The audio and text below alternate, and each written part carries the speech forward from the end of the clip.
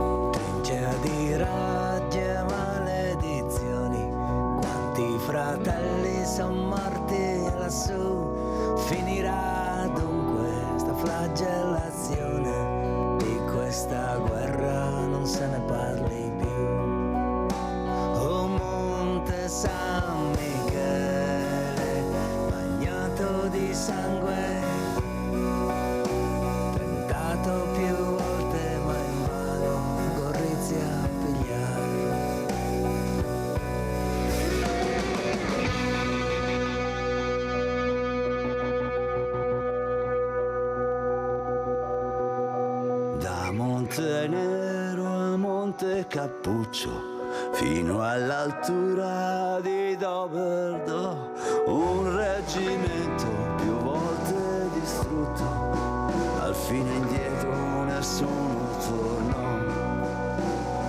Fuoco e mitragliatrici, si sente il cannone che spara per conquistare la trincea. Savoia si va.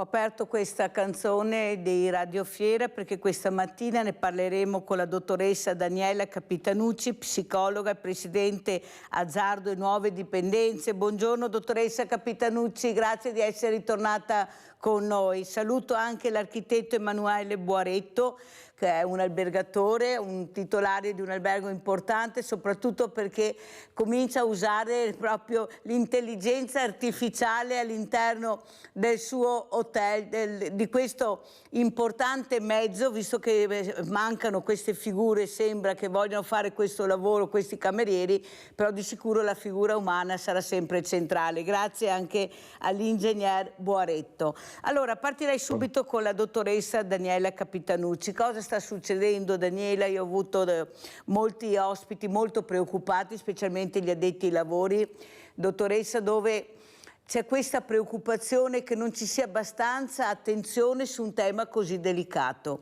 Un tema delicato che non è coinvolge una persona, coinvolge le famiglie. Qui c'è la distruzione delle famiglie, se ne parla pochissimo. Ecco, che numeri ci darà questa mattina? Perché veramente stiamo dando i numeri. È possibile che nessuno riesca a capire che è un'emergenza? Prego, dottoressa Capitanucci.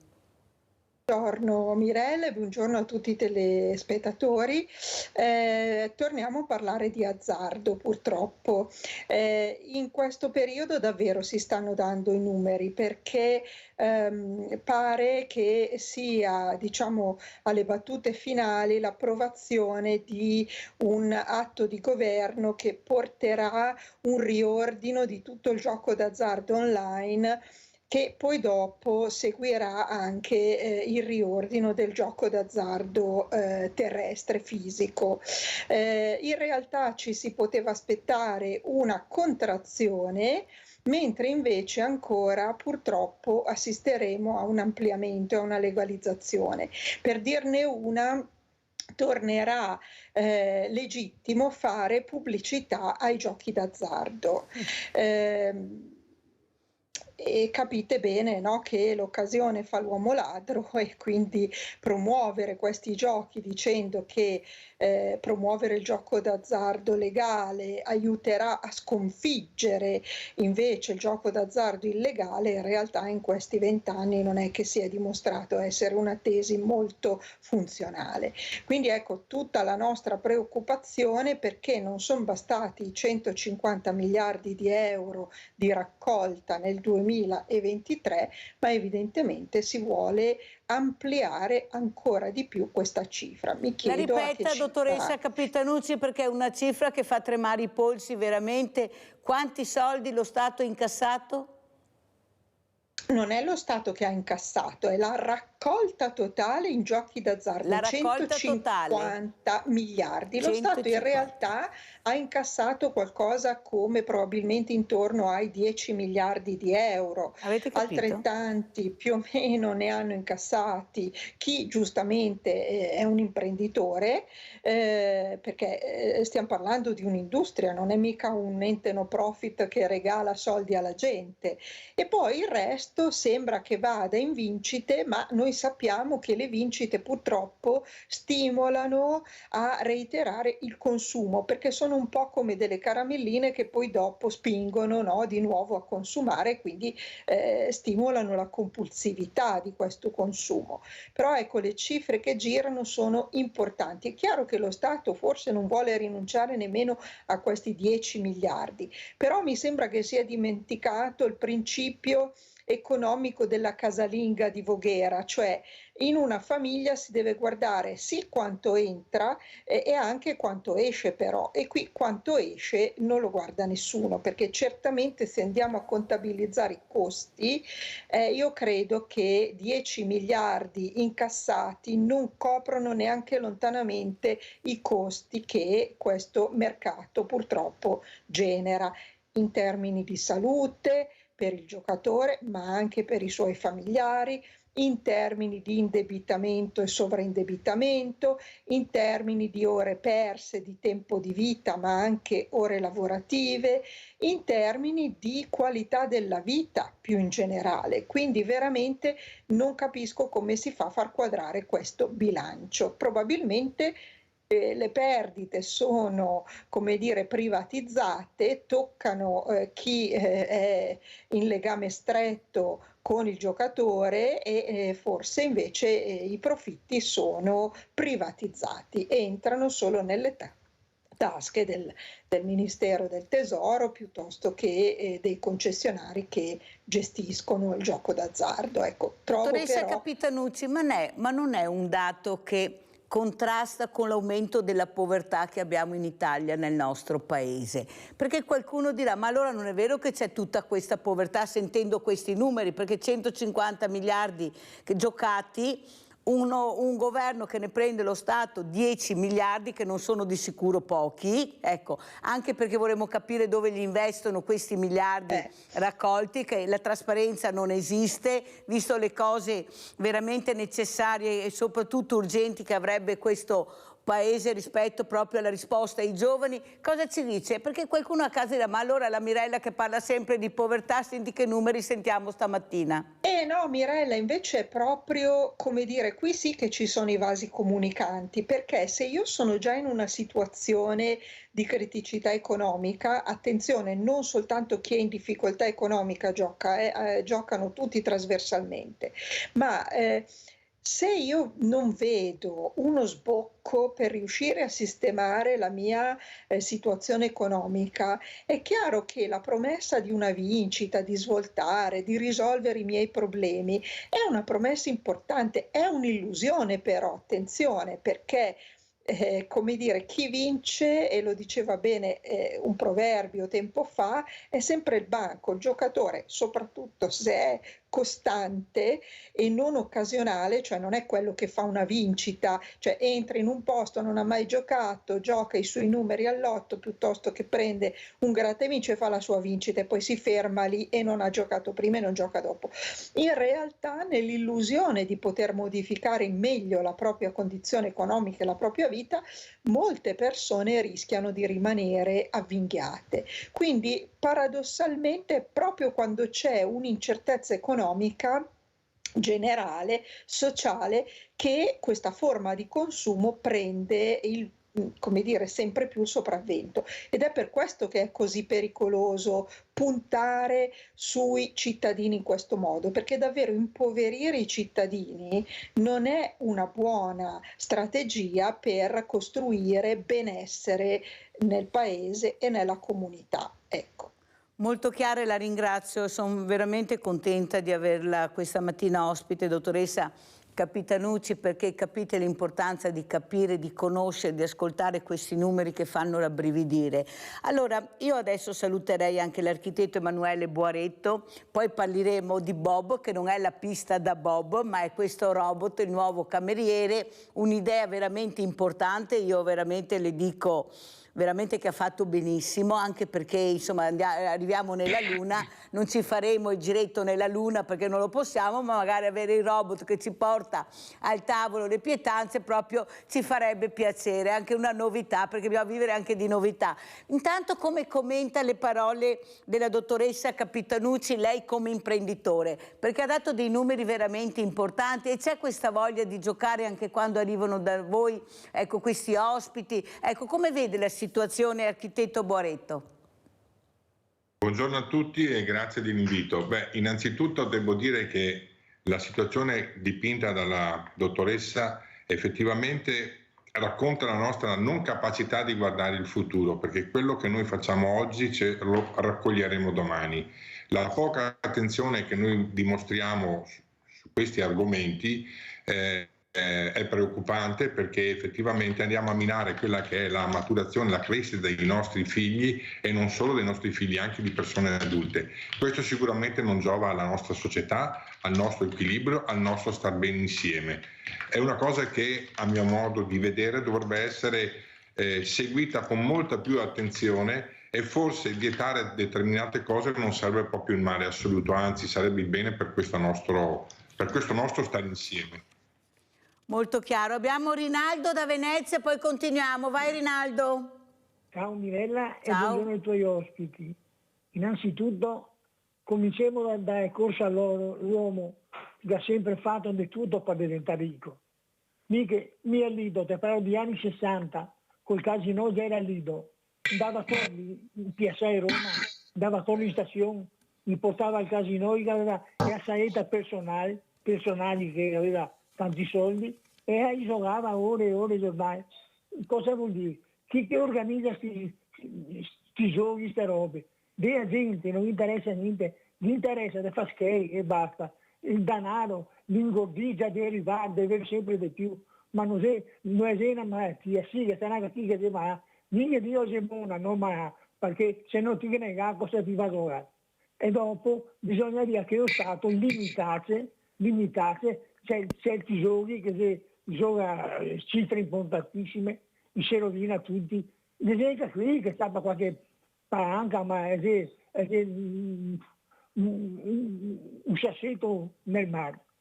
E dopo ti dico Mirella, guarda, che intanto domani fu a Treviso, che c'è Treviso in giallo, che c'è una bella storia che fa Treviso, se 6 anni che fa, andare a vederla, perché può andare i putei, può andare tutti quanti, va bene, non si paga niente e si impara tanto. Cara Mirella, ti saluto, buongiorno a te e ai tuoi ospiti. Grazie, è già iniziato, in effetti c'è questa stagione molto importante, ecco, non siate pigri, uscite, andate a vedere anche delle cose belle, sentire anche e guardare delle iniziative veramente che fanno anche staccare la spina. Allora io direi adesso di andare a vedere anche questo video, queste immagini di questo robot, di questo Bob, cosa fa. Andiamo a vedere grazie all'intelligenza artificiale. Ecco, prego architetto, commentiamo allora, eccolo qua Bob, guardatelo, prego architetto.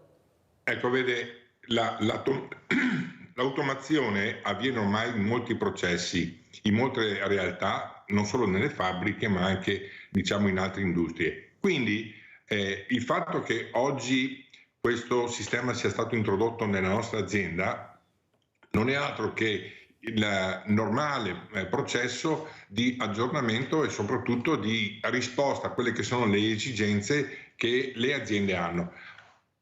Vi è più che oggi la difficoltà a trovare il personale sta diventando molto importante, molto forte per le nostre aziende.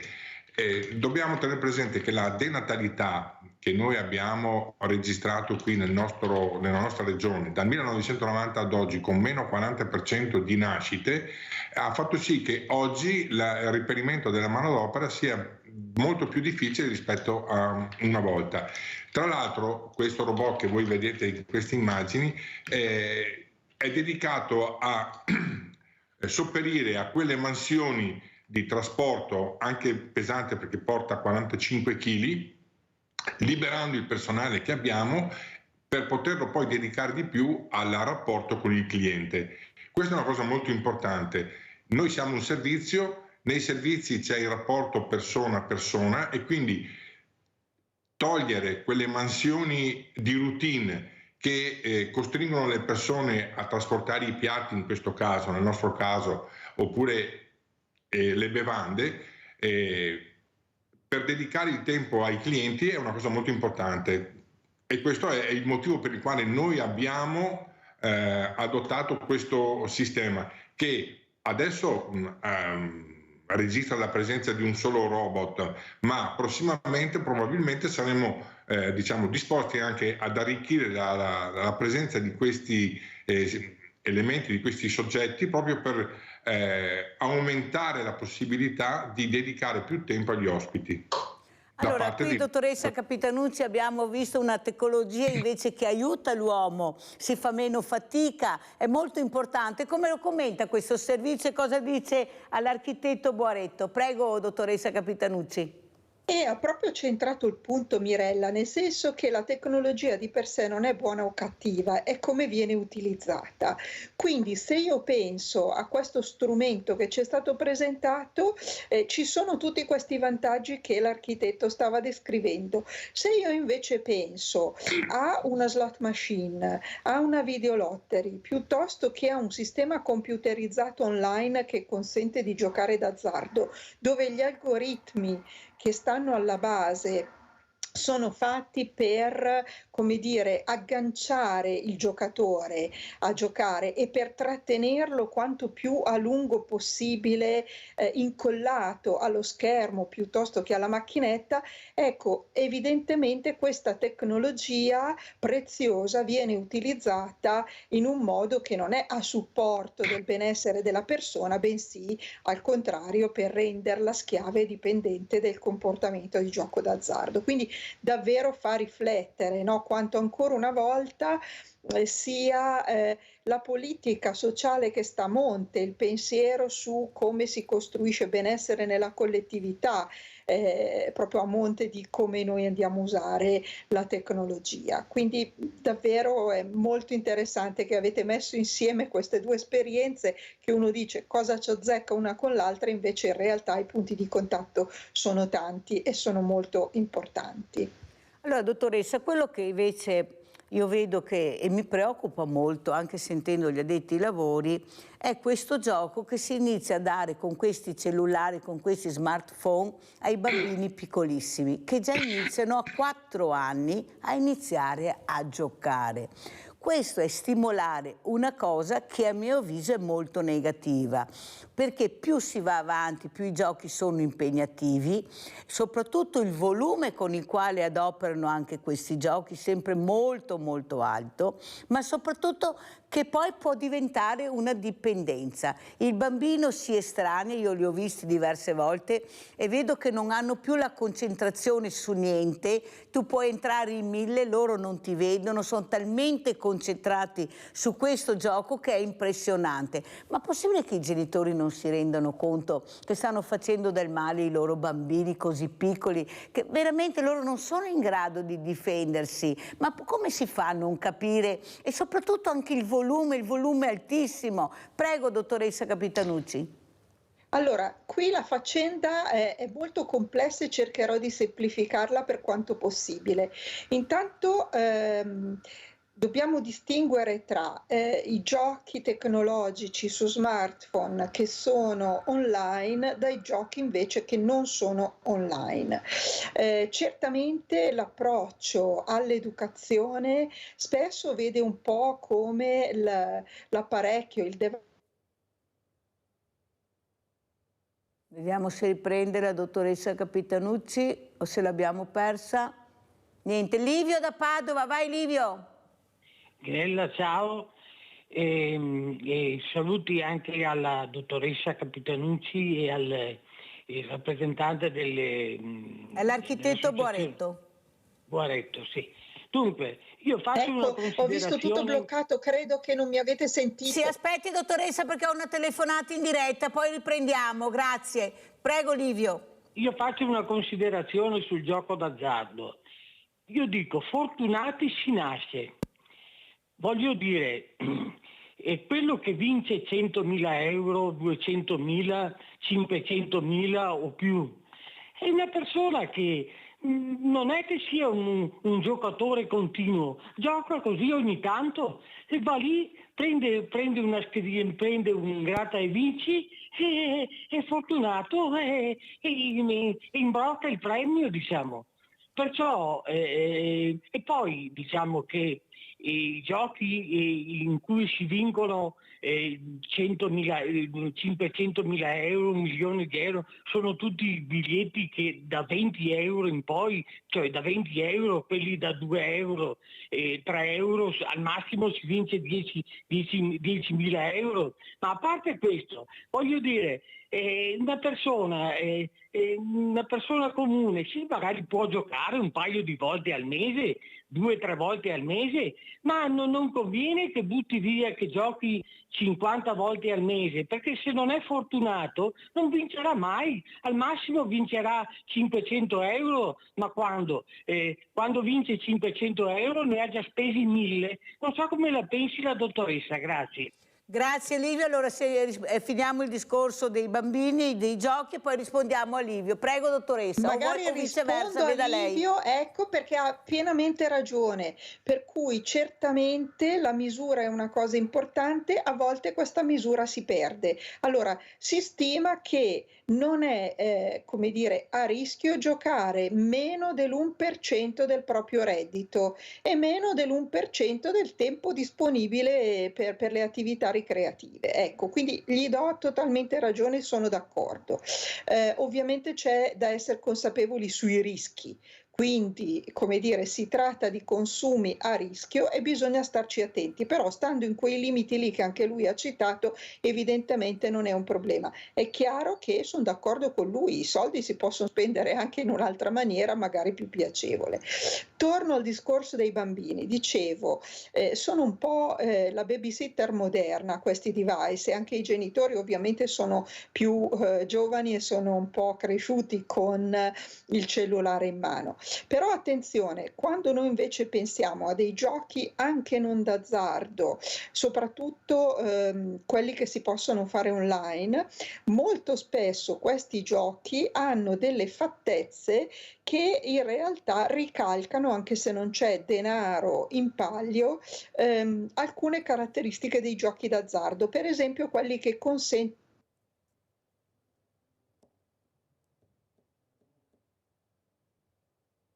Abbiamo perso ancora la dottoressa Capitanucci. Allora passiamo all'architetto Boareto. Architetto, lei vede questa voglia di giocare, questo cellulare sempre in mano, questi strumenti anche nel momento del rilassamento che vengono da voi questi ospiti, oppure veramente riescono a staccare la spina, computer, basta, si butta via tutto e ci si concentra solo sul rilassamento? Prego, architetto.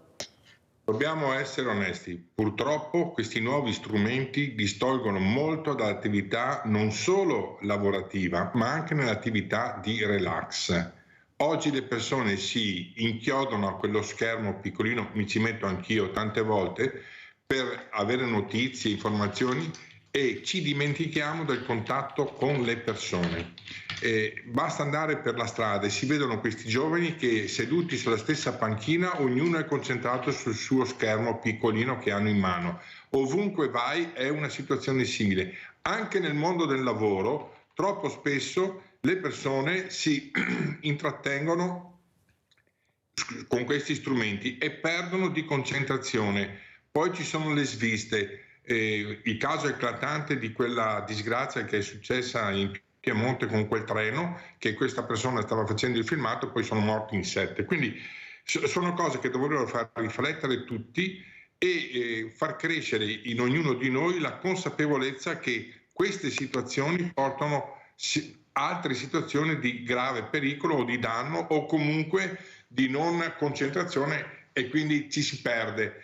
Dobbiamo recuperare il rapporto tra le persone, e quindi questi strumenti dovrebbero essere veramente, e lo dico per tutti, anche per me stesso, lasciati nel cassetto, nel dimenticatoio, e riprendere quello che noi abbiamo abbandonato alla nascita di queste macchine, di questi strumenti. Allora, architetto, abbiamo letto in questi giorni c'è stato veramente un aumento di turisti, specialmente anche nel Veneto, abbiamo avuto dei numeri record. Come si sta aprendo la stagione e cosa prevedete per il 2024? E soprattutto questi prezzi per queste famiglie che dicono che tutto costa caro, che è sempre più difficile, ormai la settimana è difficile, si fa più il weekend. Prego, architetto, cosa ci racconta? Per le terme come sta andando? Concordo con quanto lei ha detto. Gli aumenti che abbiamo registrato nelle nostre famiglie li abbiamo registrati anche noi nelle nostre aziende. Purtroppo è il cane che si morde la coda, è un circolo vizioso che continua, è una spirale che danneggia tutti. Noi speriamo che presto i conflitti e le tensioni sui mercati si spengano, in modo tale da riportare un equilibrio nella nostra società, nel nostro interscambio delle merci, in modo tale da avere, diciamo, una certa serenità nell'affrontare il quotidiano. Certo, abbiamo registrato anche noi un aumento del fenomeno delle vacanze corte. Questo ci mette anche in difficoltà dal punto di vista organizzativo, perché siamo costretti a svolgere il nostro lavoro in 2 o 3 giorni nel fine settimana, e poi gli altri giorni invece abbiamo dei cali abbastanza consistenti. Ma comunque dobbiamo essere positivi e pensare che se riusciremo a mettere un po' di tranquillità, serenità nelle nostre, società, quindi speriamo che si spenga presto le guerre, perché non è una sola, le guerre sono tante, e le tensioni sui mercati, il tutto dovrebbe ritornare a una certa normalità. Questo è un augurio che noi ci facciamo, lo facciamo a tutti, e speriamo che questo accada presto. Architetto Boaretto, una cosa che veramente vorrei anche discutere con lei è l'attenzione verso il diversamente giovane. Noi abbiamo questi diversamente giovani molto soli, sono nelle RSA, però io dico sempre che forse dovremmo puntare a quello che è anche il benessere di queste realtà. Noi abbiamo tantissimi centenari, abbiamo tantissimi novantenni, ottantenni, settantenni. Perché non riuscire a trovare, a cercare anche di investire su queste persone, non sui numeri, ma sulle persone che possono darmi i numeri? Ad esempio, perché non far fare dal lunedì al mercoledì o dal martedì al giovedì, quando lei giustamente dice abbiamo veramente questo calo di presenze, investire su queste realtà? Naturalmente, sentendo poi i dati che ha dato anche la dottoressa Capitanucci su questi 10 miliardi che il governo incassa, ecco, perché non investirli anche su queste realtà che possono essere anche dare benessere, staccare la spina, sentirsi ancora vivi a queste realtà? Possibile che non riusciamo a investire su queste persone, su queste, ma penso anche ai giovani, a questi che sono fuori di testa, che non riescono a trovare veramente un percorso educativo che sia all'altezza di quello che è il loro malessere. Questo potrebbe anche essere, sarebbe anche un investimento per tutti. Cosa dice, architetto? È un discorso culturale. Quando noi capiremo che la prevenzione, un corretto stile di vita, porterà dei benefici maggiori rispetto a quella che è la tradizionale cura, quindi dei benefici maggiori alla nostra società, probabilmente avremo fatto questo salto culturale. È vero, come Federalberghi Terme a livello nazionale stiamo cercando di proporre per le terme, visto che io rappresento le terme, ma in generale per la nostra società, un corretto stile di vita. E questo significa far vivere meglio tutti e sicuramente incidere anche su quelli che sono i costi che la società oggi va a sostenere per mantenere queste persone di età avanzata, ma non solo, perché ci sono anche molte altre realtà che effettivamente, se accompagnate in un percorso preparato dove si insegna anche a rispettare, a osservare determinati ritmi, determinati stili, ecco che il beneficio ricade su tutti. Lei ha toccato un punto che a noi è particolarmente caro e che nelle terme troverebbe una grande risposta. Io spero che la sensibilità dei nostri amministratori nazionali e anche regionali si faccia aperta a comprendere questo processo di educazione, in modo tale da arrivare poi a dei risultati che ricadono su tutta la nostra società. Prego, architetto. Io mi scuso, ma purtroppo avevo già una call programmata da tempo. Non si preoccupi, infatti l'ho fatta terminare proprio perché adesso volevo anche salutarla, però l'ultima domanda è anche questa, poi ci salutiamo e andiamo in pubblicità. Ecco, se avesse di fronte, io lo dico a tanti ospiti, ecco, dei rappresentanti di governo importanti, i ministri, vi dico sempre la Meloni, ma ci sono anche i ministri che paghiamo e spero che qualcosa riescano anche a ascoltare e a fare. Cosa chiederebbe, ecco, come operatore turistico? Ma innanzitutto il turismo rappresenta per l'Italia una economia trainante. Mi spiego, se lavora il turismo tutto viene poi di conseguenza. Quindi una maggiore attenzione per il turismo. Sicuramente una decontribuzione dei contributi che pagano i lavoratori e le aziende per il proprio lavoro e sul proprio lavoro. Perché effettivamente se noi... anche perché questo aiuterebbe ad allungare le stagioni, quindi poter lavorare di più, non ricorrere all'aiuto di Stato come NASPI o disoccupazione, che quello poi è un costo, e di conseguenza tutta la filiera tutta ne avrebbe un grande beneficio, e quindi aiutare un'azienda trainante sicuramente poi ha una ricaduta fondamentale per le aziende trainate e per il mondo trainato. Quindi io ai ministri direi di dedicare più attenzione visto che proprio nel 2023 è stato riconosciuto che il turismo è l'industria principale italiana e non possiamo delocalizzare la nostra cultura, i nostri monumenti, i nostri paesaggi, la nostra cucina, maggiore attenzione al mondo del turismo sicuramente porterà un grande beneficio a tutta la nostra società.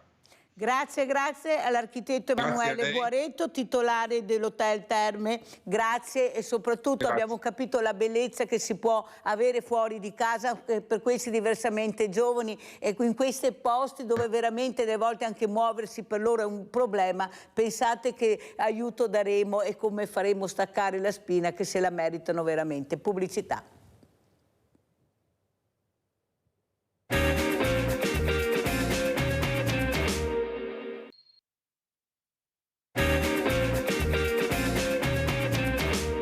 Siamo con la dottoressa Daniela Capitanucci, psicologa e presidente Azzardo e Nuove Dipendenze, ma abbiamo in linea Leone da Tre Baseleghe e poi continuiamo. Vai Leone! Ciao Mirella, grazie, saluto i tuoi ospiti. Allora Mirella, questo paese è fondato sul lavoro e l'abbiamo trasformato in paese fondato sulla ludopatia. Tu cerchi un cameriere, non lo trovi. Tu cerchi un cuoco, non lo trovi, cerchi un lavapiatti, non lo trovi.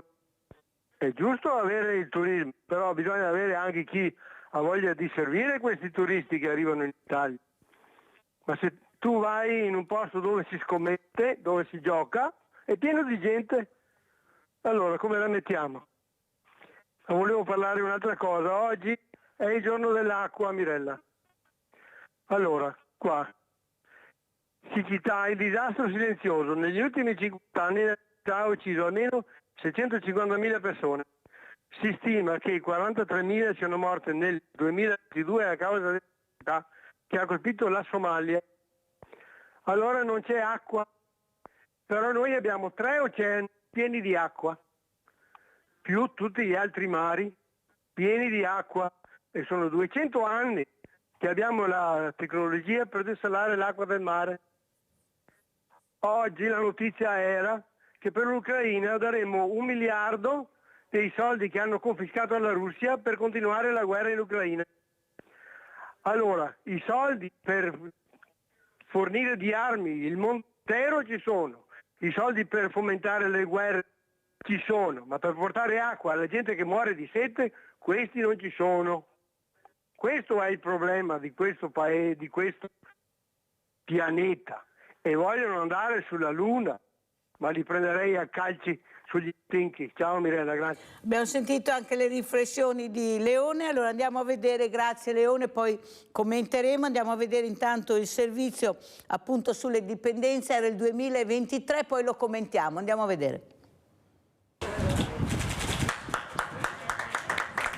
Taglio del nastro del nuovo centro digitale LOL, Lab on Life, dell'ULSS Euganea. Un laboratorio per educare all'uso responsabile dei nuovi media e della realtà virtuale. Nasce all'interno di un progetto sul tema del gioco d'azzardo, ma in realtà il centro educativo digitale parlerà anche di gioco d'azzardo alle fasce più giovani della popolazione, quindi adolescenti, ragazzi che frequentano, inizialmente abbiamo pensato come target la quarta superiore, ma piano piano ci porteremo anche alle scuole medie e alla popolazione generale, ma con l'idea di lavorare in un'ottica di prevenzione e quindi lavorare con ragazzi che non presentano particolari problematiche, ma devono essere aiutati solo a comprendere meglio tutta la tematica del digitale e quindi essere in qualche modo accompagnati a conoscere anche le dinamiche di inganno spesso che ci sono nel tema del gaming e dell'utilizzo dei videogiochi. 3 stanze in cui sperimentare e riflettere sui possibili rischi e le possibili dipendenze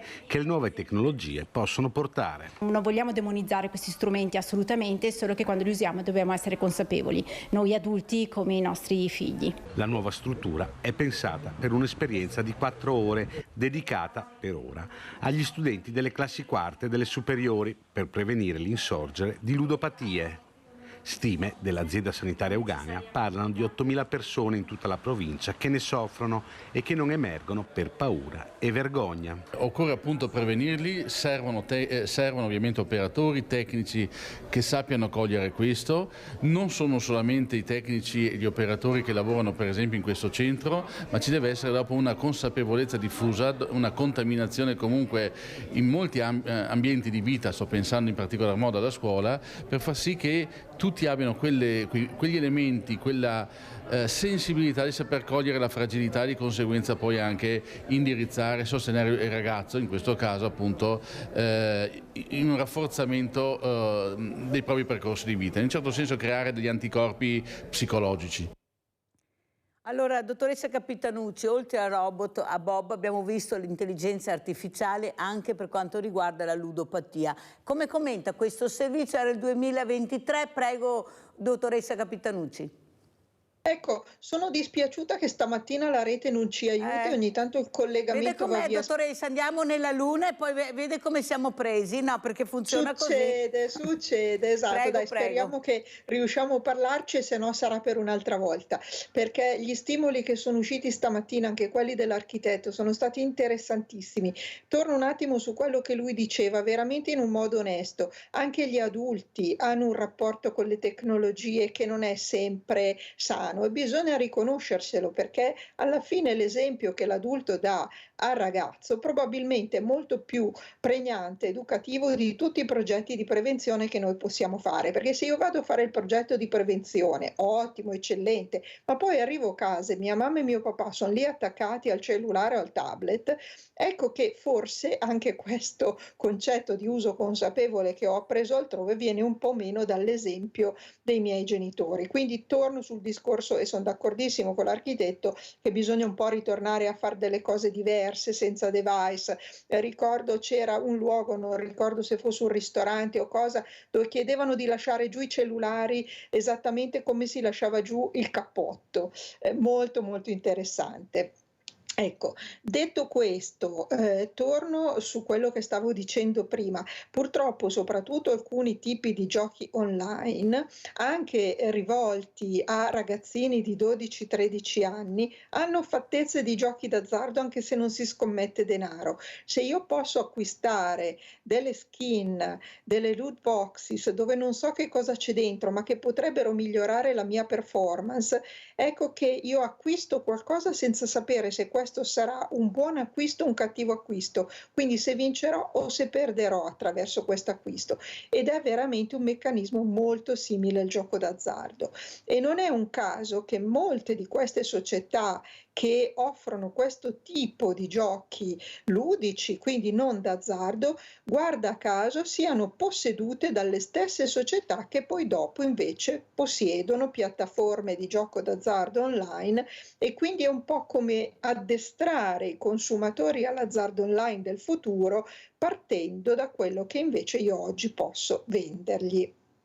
Sì, l'architetto parlava, anche dottoressa Capitanucci, che purtroppo non c'è un cambiamento culturale, finché non faremo questo non andremo da nessuna parte, però mi sembra che anche la scuola che è dove questo ragazzo deve apprendere il buono e il cattivo, deve conoscere, si faccia poco perché si ha paura di parlare di certi temi, non vengono inseriti perché qualcuno può vedere il lato sempre negativo, e sono le famiglie. Molte famiglie che non riescono a capire che devono parlare con i figli anche di sessualità, tabù completo, anche in genitori molto giovani.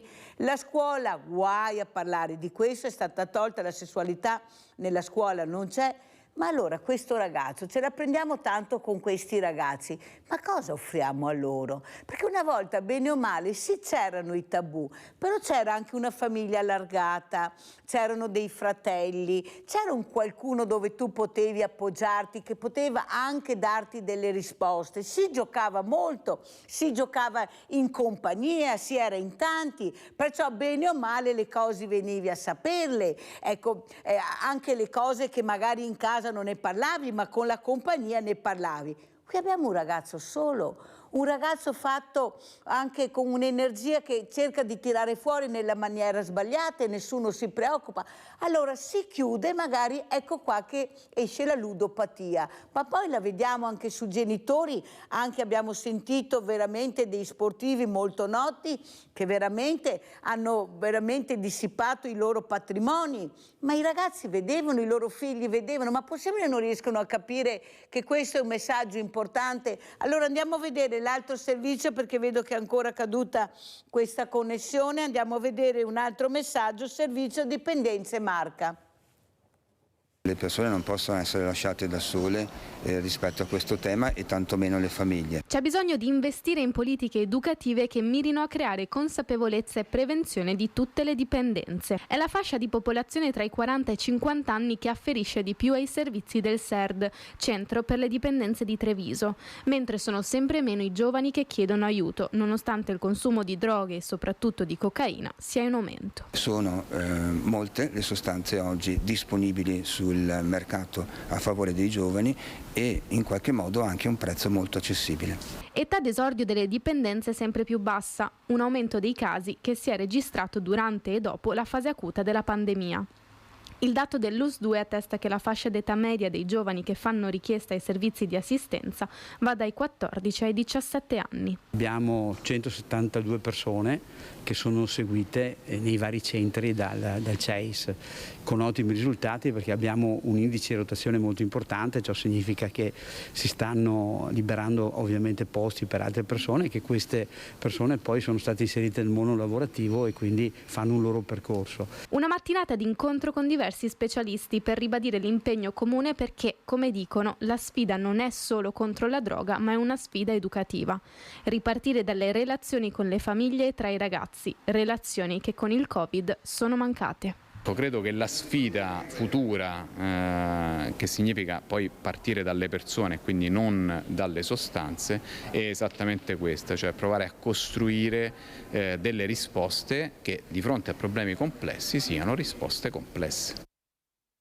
Dottoressa Capitanucci, dai 14 ai 17 anni c'è questa richiesta di aiuto. Il direttore generale dell'ULS2, dottor Benazzi, ha appena detto 172 richieste di aiuto e ragazzi veramente seguiti. Ma sono numeri veramente alti. Qualcuno vorrà iniziare a parlarne o no, dottoressa? Perché veramente guardate che se ascoltiamo i numeri c'è veramente da riflettere. Prego.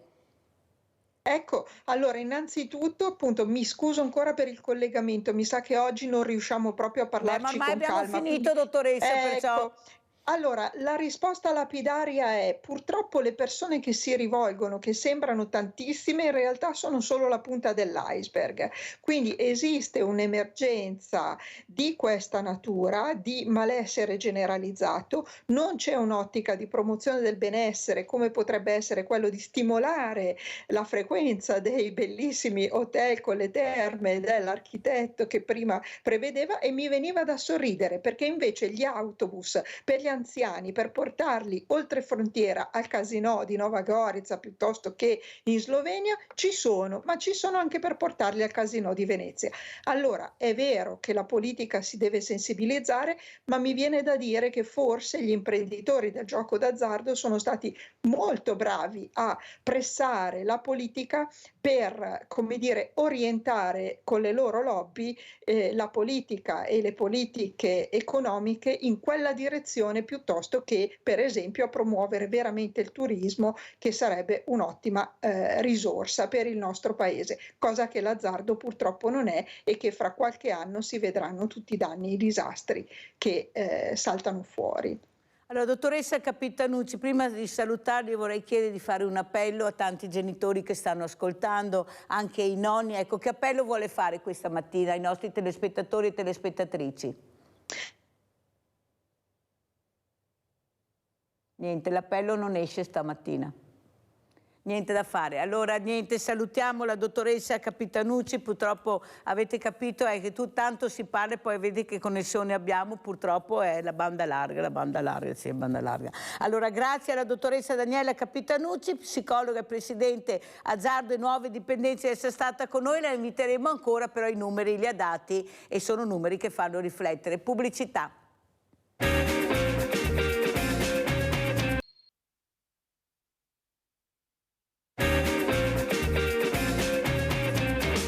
è veramente un onore per me ospitare il dottor Giorgio Berna, direttore unità operativa complessa chirurgia plastica all'ospedale Canfoncello di Treviso. Eccolo qua, è ritornato a trovarci perché ha delle cose meravigliose da raccontarci.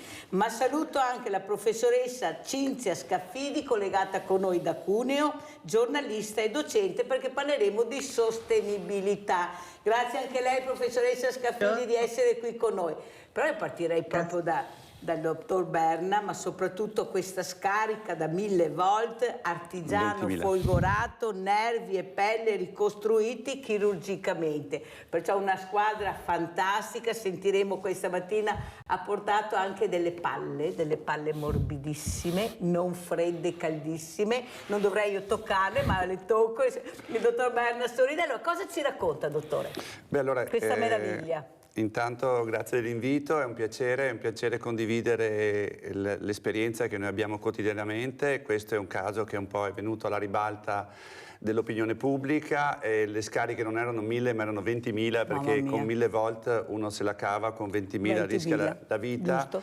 E quindi mi permetta di ringraziare quella che non è il lavoro di un singolo, ma il lavoro di un'equipe, perché se vuoi andare sicuro e veloce vai da solo, ma se vuoi andare lontano devi andare insieme. Bellissima sta frase. E oggettivamente, eccoli qua, i miei ragazzi, sono molto affezionato, sono tutti giovani. E senza di loro non farei assolutamente nulla, tantomeno questo caso che si è risolto in modo favorevole. È un signore che è stato prontamente rianimato nel momento dell'arresto cardiaco durante il lavoro, e poi è stato portato in rianimazione, poi in chirurgia plastica, e l'abbiamo insomma riportato alla sua attività. Quindi questo ha suscitato un po' di interesse, ma è una cosa che facciamo in modo rutinario, insomma, sia per traumi che per altre situazioni. Dottor Berna, si parlava anche in questa trasmissione questa mattina di intelligenza artificiale, abbiamo visto questi robot negli alberghi, abbiamo visto nella ludopatia, però vediamo veramente che poi c'è sempre la mano dell'uomo, c'è niente da fare, la figura umana, la persona, la sensibilità, perché qui bisogna parlare anche di sensibilità, per un certo rapporto anche con questo paziente che veramente io penso delle volte che veramente fate miracoli. Lei prima mi ha detto a qualcuno forse regaliamo la luna. Sì, noi donne delle volte anche psicologicamente abbiamo bisogno che qualcuno ci regali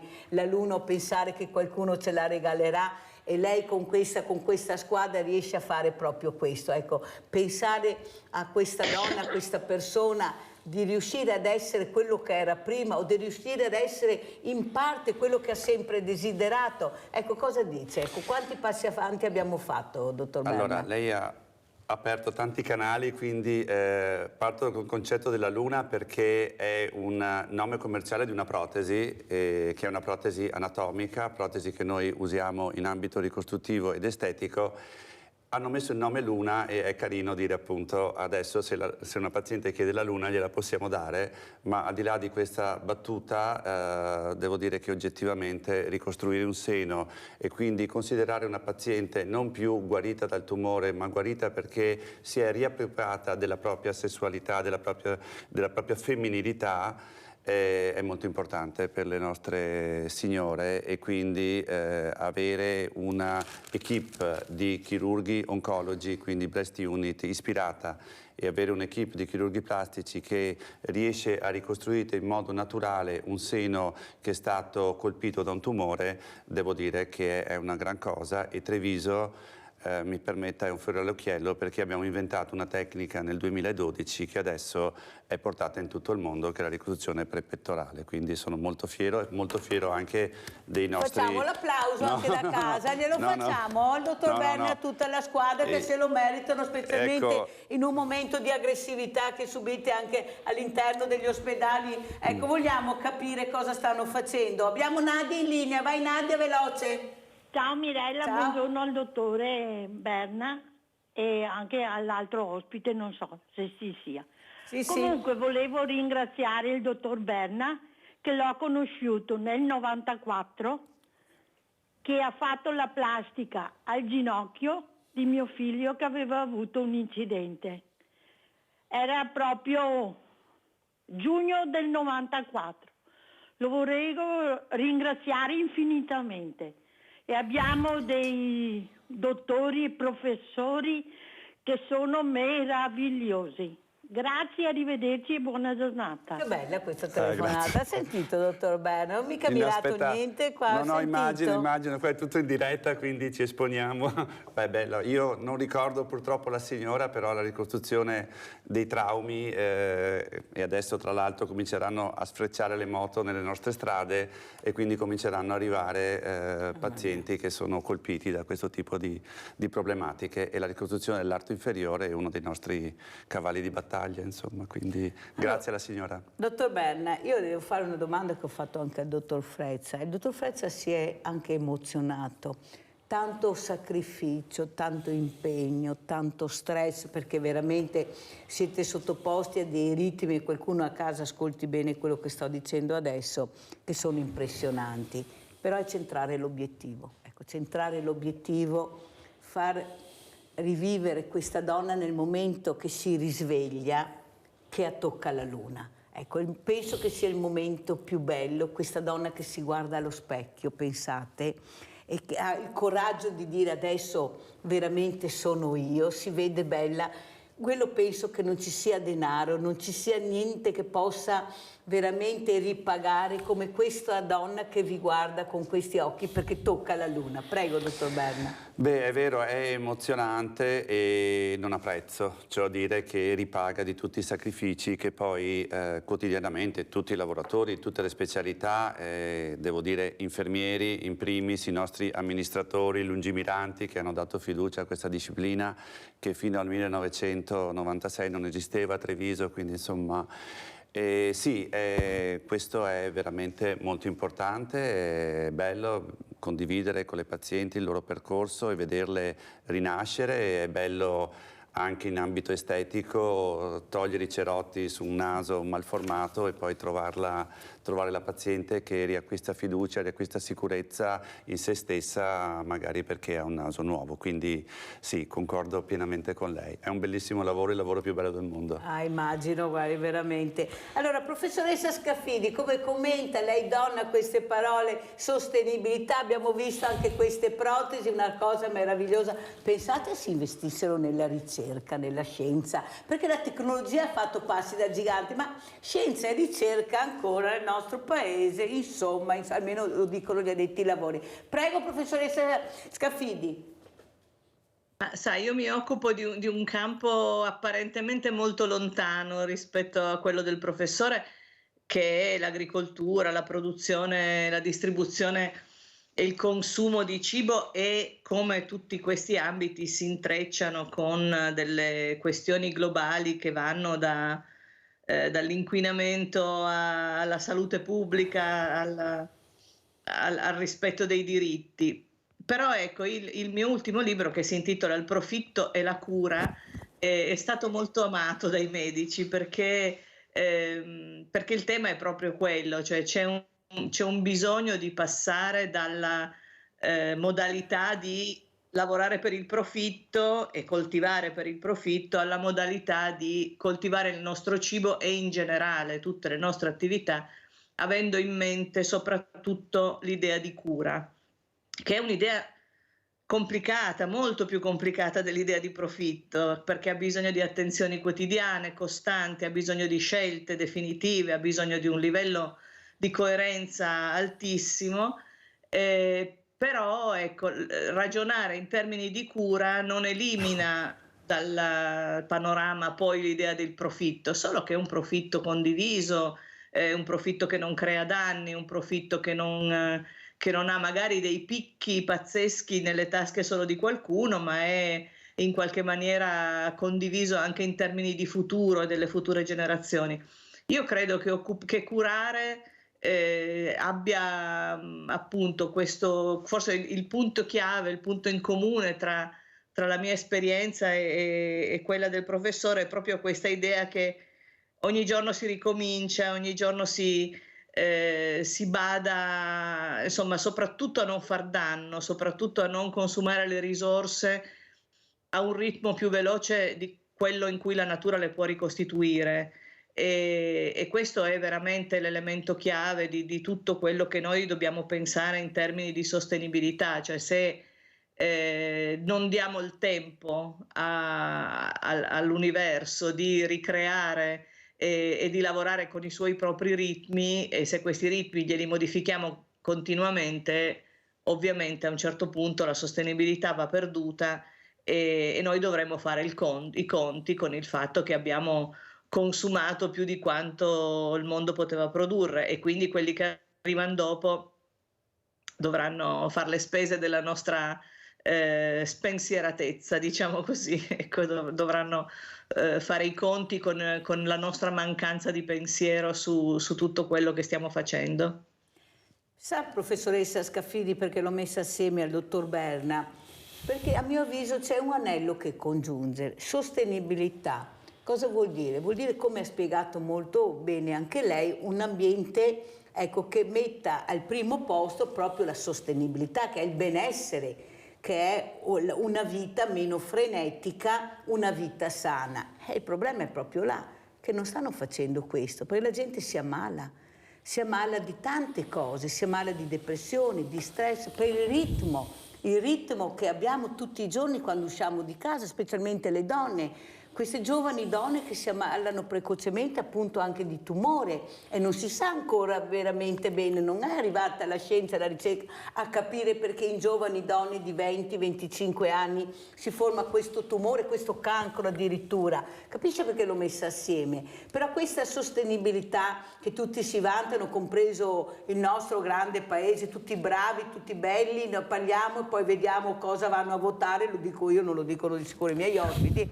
che forse Sveglia Veneti, se si svegliassero un po' non sarebbe male, per fortuna, visto che adesso abbiamo il coltello dalla parte del manico, però è facile parlare. Ma questa donna che arriva veramente allo stremo delle forze, non ce la fa più, questa donna che si vede agli ultimi posti ancora perché non riesce a salire la scala, perché a mio avviso c'è anche un patriarcato veramente che riguarda specialmente il lavoro, tanto è vero che il lavoro viene pagato in maniera diversa facendo lo stesso lavoro, però questa donna che cerca di arrivare, l'abbiamo visto anche nella squadra che ha fatto vedere il dottor Berna, ci sono diverse donne, queste donne che ce la mettono tutta per far capire l'impegno e soprattutto di mettersi a disposizione per dare la bellezza, per dare proprio la luna a queste donne. Ecco, lei uomo, ma soprattutto anche a capo di questa squadra, anche al femminile, cosa dice rispetto anche a quello che ha detto la professoressa Scaffidi, dottor Berna? Beh, devo dire che lei ha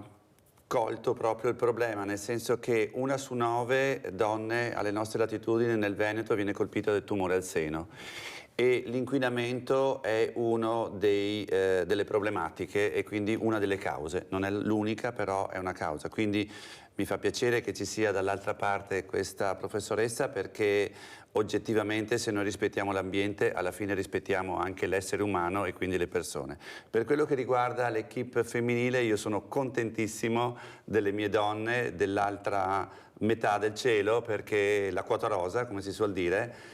Avevo iniziato con tutti uomini, sono contentissimo di avere delle donne perché hanno una sensibilità e tra l'altro una costanza che, devo dire, non me ne vogliono i miei colleghi maschi che sono bravissimi, che non ritrovo molte volte nell'uomo. Ciò a dire che io do un incarico a una dottoressa, sono certo che me la porta a fine in tempi brevi. Pensi addirittura a livello bancario hanno detto che la donna è più affidabile quando prende un impegno anche economico, sono quasi sicuri che al 100% non avrà problemi, ce la metterà tutta, perciò questo è anche un bel risultato. Speriamo che qualcuno riesca a capire che noi ci siamo nel pezzo, forse qualche uomo dovrebbe cercare di esserci anche lui nel pezzo, visto i risultati che abbiamo e soprattutto, lo ridico tutte le mattine, i femminicidi, purtroppo i stupri che abbiamo continuamente anche nel 2024. Allora, professoressa Scaffidi, secondo lei anche nelle scuole, perché io ci sono andata, sa professoressa, e devo dire che veramente sono uscita veramente demoralizzata. Questi ragazzi hanno molta didattica, per carità, con tutto il rispetto, ma non è una scuola che li intriga più di tanto. E alla mia domanda cosa vorresti, e più di qualcuno ha risposto una scuola diversa. E dove vanno a porare, professoressa? Nell'ambiente, negli animali. Noi ci lamentiamo che non li abbiamo nel mondo del volontariato perché non ci credono. perché sono stanchi della paginetta in classe, della lezioncina, noi siamo questo, facciamo questo. Loro vogliono essere intrigati, vogliono diventare i protagonisti, magari sbagliando, ma vogliamo capire che dobbiamo farli diventare protagonisti, e forse ne avremo anche meno nelle piazze con queste baby gang che sembra che siano chissà quanti, sono un gruppetto di piccoli bulletti che se qualcuno non si inizia veramente a fermarli, io non so quando si decideranno a capire che sono dei ragazzini che vanno solo fermati, e non può essere che tengano in pugno forze dell'ordine, sindaci, la gente che ha paura di uscire alle 5 di sera, le mie diversamente giovani, le chiamo io dottoressa, che hanno paura di uscire. Ma stiamo scherzando? Anche questa è sostenibilità, vogliamo parlarne? Prego professoressa. Ma guardi, lei mette sempre tanti temi sul piatto e verrebbe voglia di affrontarli tutti. Intanto partirei da quello che stava dicendo prima, e cioè da questa idea che abbiamo di mondo molto orientato alle esigenze, alle idee, alla cultura degli uomini. Questo è quello che è successo, cioè il modello di sviluppo dell'Occidente è stato guidato prevalentemente da uomini. Questo non è in sé, non è che la cultura e le visioni degli uomini siano in sé sbagliate, ma hanno bisogno di quell'equilibrio, cioè di avere un controcanto, che è quello della cultura di genere femminile, che è sparita da tutto quello che era il progresso dal momento dell'industrializzazione in avanti. Quindi ormai sono quei 3 secoli che siamo tutto quello che noi sappiamo, che sappiamo fare, che sappiamo sentire, è messo da parte, e le connessioni intime e costanti delle donne con il mondo della natura sono sicuramente più forti di quelle degli uomini, ed è per questo che andrebbero tenute in considerazione, ed è per questo che dove invece nei paesi in cui, nelle aree di mondo in cui questo pezzo di visione non è stato emarginato, ci sono delle situazioni completamente diverse. Per quanto riguarda la scuola, ecco, io in questo libro ho un capitolo che si intitola Per una scuola dell'ecologia, e nella scuola è successo nel tempo più o meno le stesse cose. Se vi ricordate che cosa scriveva la scuola di Barbiana in Lettera a una professoressa, era proprio quello: tutta la cultura della campagna, dei contadini, della natura è stata considerata meno importante, è stata poco per volta messa ai margini di quello che si insegnava a scuola, e valeva soltanto la cultura della città, la cultura dell'industria, la cultura della vita più moderna e più di comunità, però nel senso urbano. E questo è stato una grande perdita. Oggi stiamo cercando di recuperarla. Tra l'altro le do un'anteprima e se poi va tutto bene magari ci rivediamo. Io sto lavorando insieme ad un gruppo meraviglioso di esperti della zona di Treviso e dintorni ad una specie di album per le scuole elementari e medie proprio sui temi dell'ecologia, una specie di quaderno interattivo che presto verrà ultimato e presenteremo, e se vuole lo presentiamo anche da lei, proprio per riconnettere i ragazzini a questa idea di mondo che hanno intorno, e non pensare che bisogna uscire per andare a cercare la natura, perché siamo noi un pezzo di natura e dobbiamo fare in modo che siamo consapevoli del fatto che tutte le volte che offendiamo l'ambiente stiamo offendendo noi stessi, come prima diceva benissimo il professore.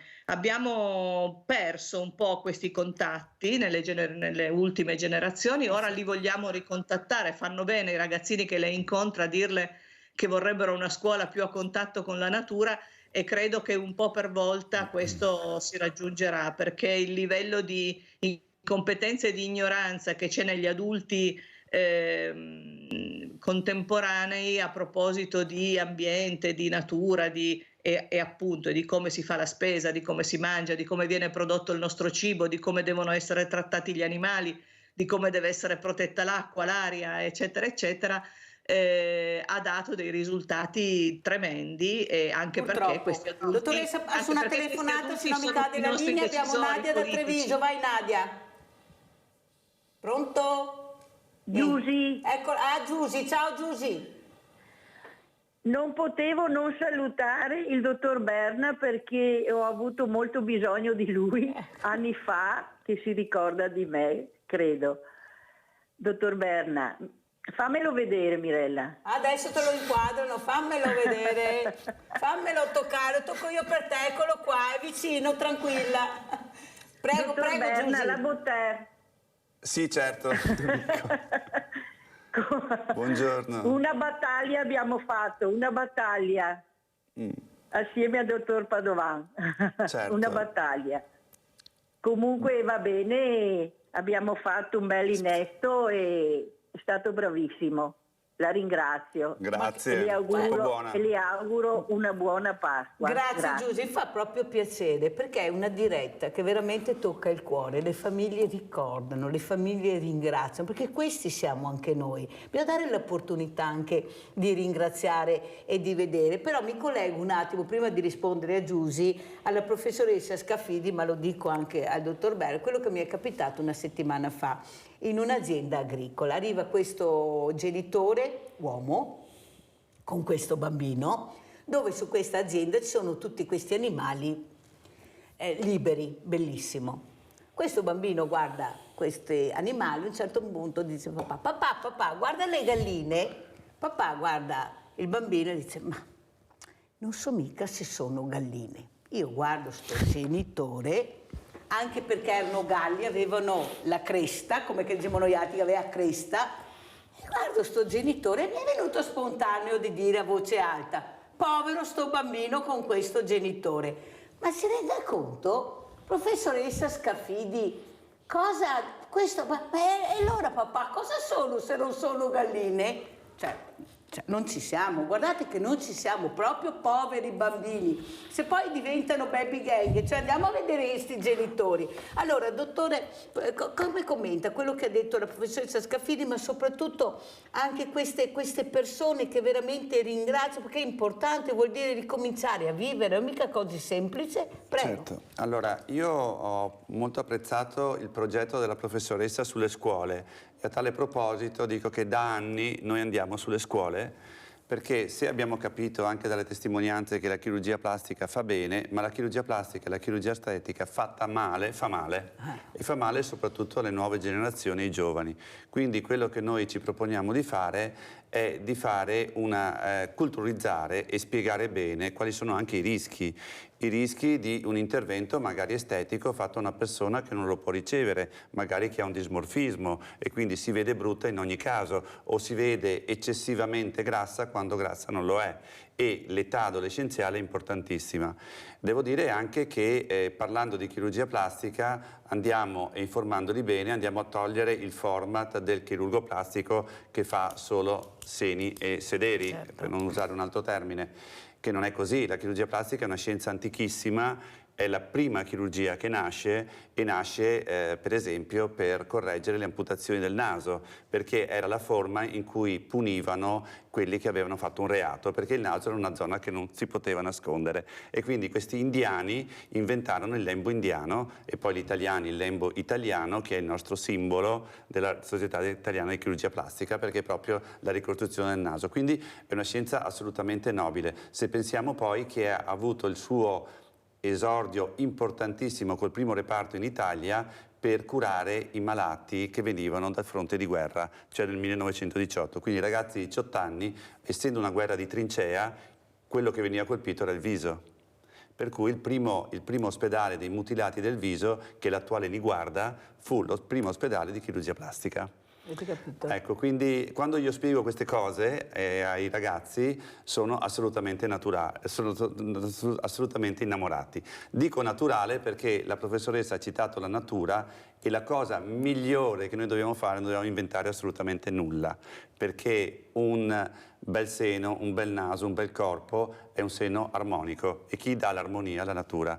Quindi quando ci dicono vogliamo un seno naturale è assolutamente vero, però non possiamo ispirarci alla natura e poi distruggerla come ci ha insegnato la professoressa. Molto chiaro, la ringrazio. Abbiamo Ivan da Belluno. Ciao Ivan. Ciao Mirella, ciao. Niente, volevo intervenire per quanto riguarda il problema del cancro, tu sai quante ne ho passate, quindi ti conosci bene. Mia moglie un anno fa, improvvisamente, senza nessun sintomo, senza nulla, ha avuto un tumore maligno, gli hanno cercato un tumore maligno, a seguito mastectomia e tutto quanto ne concerne, eccetera. Ridotta in condizioni disperate, eccetera, eccetera, sta ancora combattendo adesso. La cosa che però volevo dire è questa. Lei ha avuto la forza, da sola, ha avuto la forza di prendere in quelle condizioni e scrivere un libro che non vuole essere un libro per avere profitti economici, eccetera, eccetera, no, ma perché tutte le persone che hanno queste difficoltà e che stanno combattendo debbono trovare, anche al di là di tutte quelle che sono le medicine, la chirurgia e tutto il resto, ma trovare la forza interiore, perché il suo titolo dice questo: le donne, noi donne siamo forti e possiamo vincere il cancro.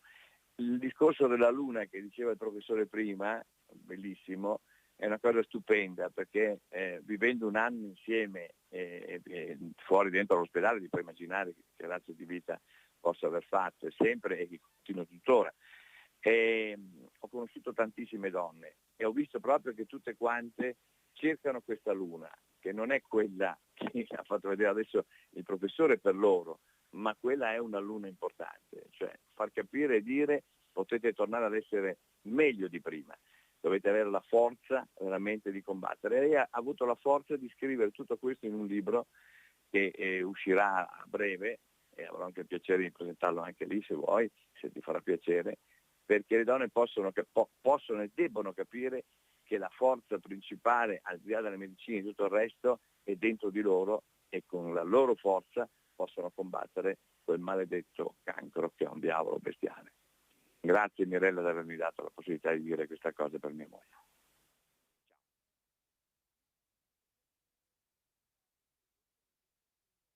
L'importanza di far capire che a questa donna gravemente provata, gravemente ammalata, può riuscire a toccare la luna.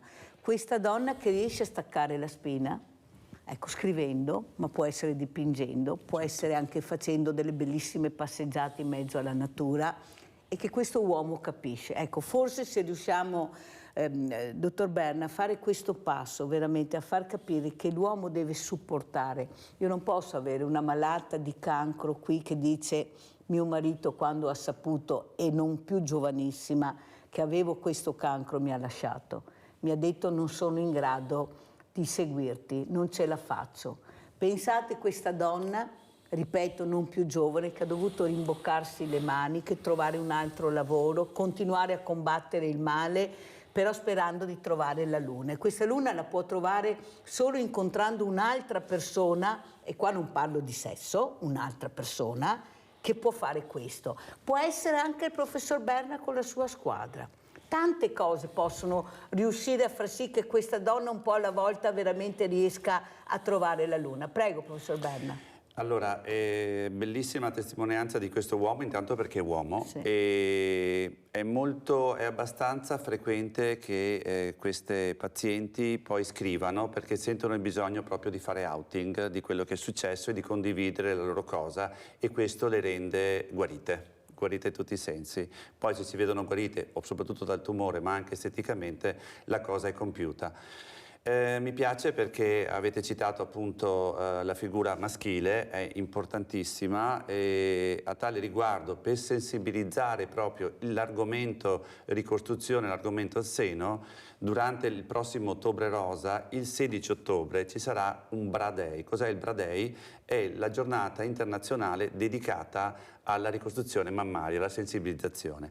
Stiamo facendo un progetto bellissimo col Comune di Treviso, non posso anticiparvi delle cose, ma dal punto di vista mediatico sarà importantissimo proprio per sensibilizzare le persone, e coinvolgeremo anche gli uomini. perché non ci può essere una donna che ce la può fare da sola se non ha a fianco un'altra persona, meglio se è il suo compagno. Purtroppo la cosa triste di persone abbandonate con la storia del tumore, sì, succede, ma è una questione anche di paura. L'uomo a volte ha paura di non farcela e è un po' codardo, tra virgolette, e è più semplice magari scartare la cosa. Ma se si fa una giusta informazione, una corretta informazione, e devo dire la LILT è un grosso alleato per noi, perché abbiamo, sì, siamo chirurghi, ma dopo abbiamo tutta una rete di psicologi che sostiene molto questa problematica. Professoressa Scaffidi, a lei, prego. Guardi, io tanto per fare una battuta non le parlo da Cuneo, ma vivo in una città in provincia di Cuneo che si chiama Bra. E quindi, perfetto, insomma, il Bra Day lo possiamo fare volendo anche qua. No, sono molto contenta che abbiamo affrontato tutti questi argomenti. Credo che l'attenzione verso come dire, le risorse femminili, la qualità della cultura e della sensibilità femminile stia crescendo, purtroppo lentamente e non sarà mai abbastanza veloce, perché abbiamo una quantità di tempo da recuperare che è veramente importante, perché abbiamo perso svariati secoli, qualche millennio forse, però io questi temi li vedo molto paralleli, cioè l'attenzione all'ambiente, il cambio di prospettiva economico, cioè da un mondo completamente immerso, intriso di capitalismo cieco ad un'idea di economia invece più diffusa e più gentile e più di comunità e più di circolarità e l'attenzione alla natura. Ecco, queste tre cose, donna, cura e natura, devono cominciare, non dico a essere soltanto discusse, ma devono cominciare a diventare gli elementi che guidano le decisioni politiche. E quindi bisogna fare in modo che anche, come lei diceva, che quando andiamo a votare ci ricordiamo che alla fine di tutto valgono le leggi che vengono approvate, valgono le normative, e quindi è importante che la cultura dei nostri decisori politici sia quella della cura e non quella del profitto. È difficilissimo perché i centri del potere economico ormai sono talmente forti e potenti che riescono ad intervenire su tutto e anche sulle decisioni politiche internazionali. Avete visto recentemente c'è stata questa dichiarazione di Anversa in cui gli industriali della chimica si sono trovati a porte chiuse, hanno stilato la loro lista della spesa, l'hanno consegnata all'Unione Europea e come a dire: guardate che qua dovete lasciar fare agli industriali perché siamo gli unici che capiamo come deve andare il mondo, perché se voi cominciate a romperci troppo le scatole con le questioni ambientali l'industria ne patisce e quindi non possiamo permettervelo, no? Ecco, dobbiamo stare molto attenti a queste cose, dobbiamo stare attenti a quanta fatica ci vuole a fare una legge un pochino impopolare, che però in realtà è una legge di cura, e quanto invece sono sempre ben accolte rapidamente tutte le leggi che vanno verso il profitto e come passano senza che nessuno abbia mai nulla da obiettare, perché all'idea che in quel modo lì qualcuno farà più soldi ci sembra che ci sia un beneficio collettivo. Non è mai vero. Se uno fa più soldi, il beneficio collettivo ce lo scordiamo. Partiamo dal beneficio collettivo, partiamo dalla cura e vediamo che poi il profitto arriva anche per tutti quanti gli altri in maniera più moderata e più duratura. Purtroppo però mi dispiace, lo dico io professoressa, io vivo in un paese dove vince il business e dove vincono le lobby, questa è la verità e questo mi fa molto male, perché sappiamo anche i nomi e i cognomi e purtroppo questo sta avvenendo e sono molto preoccupata perché io ho ospiti anche i medici per l'ambiente, che ringrazio sempre, dove stanno facendo questi appelli, stanno cercando di sensibilizzare questi governanti che devono metterci veramente il cervello per capire che così non si può andare avanti, che stiamo distruggendo non solo l'ambiente ma questi giovani, il futuro di questi giovani che vogliono proprio questo, l'ambiente pulito. E allora io voglio farle vedere questa lanciata Viero sui PFAS, andiamo a sentire.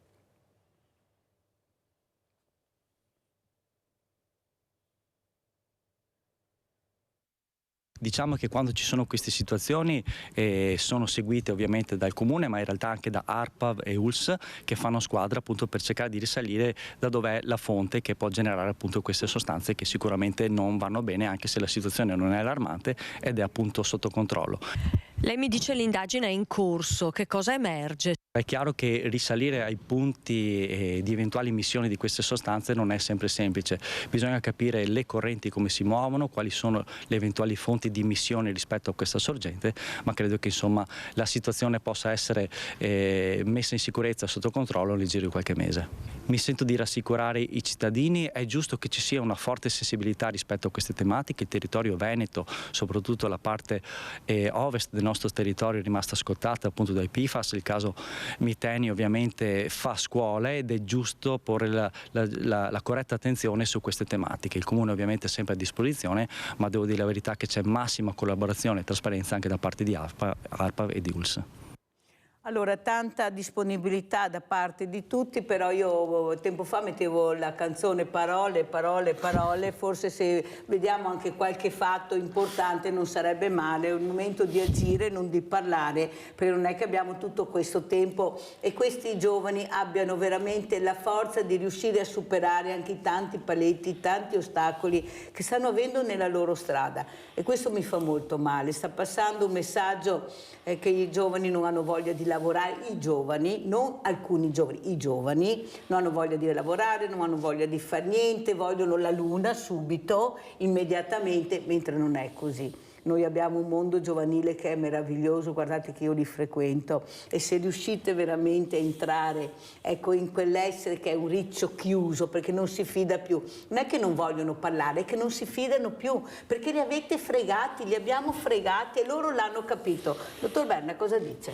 Ma io dico che alla fine dal punto di vista economico premia sempre la prevenzione rispetto alla cura, quindi se facciamo solo un discorso oggettivamente economico che non bisognerebbe fare in ambito sanitario, ma alla fine le risorse costano, fare prevenzione è vincente, quindi rispettare l'ambiente, fare le cure e gli esami prima che scoppi una lesione e quindi vederla prima e investire su questo è assolutamente dal punto di vista economico, quindi veramente credo che sia solo un problema di cultura, e però per fare cultura e per informare, lei lo sta facendo bene, ci vuole tempo e ci vuole pazienza e bisogna partire dai giovani oggettivamente.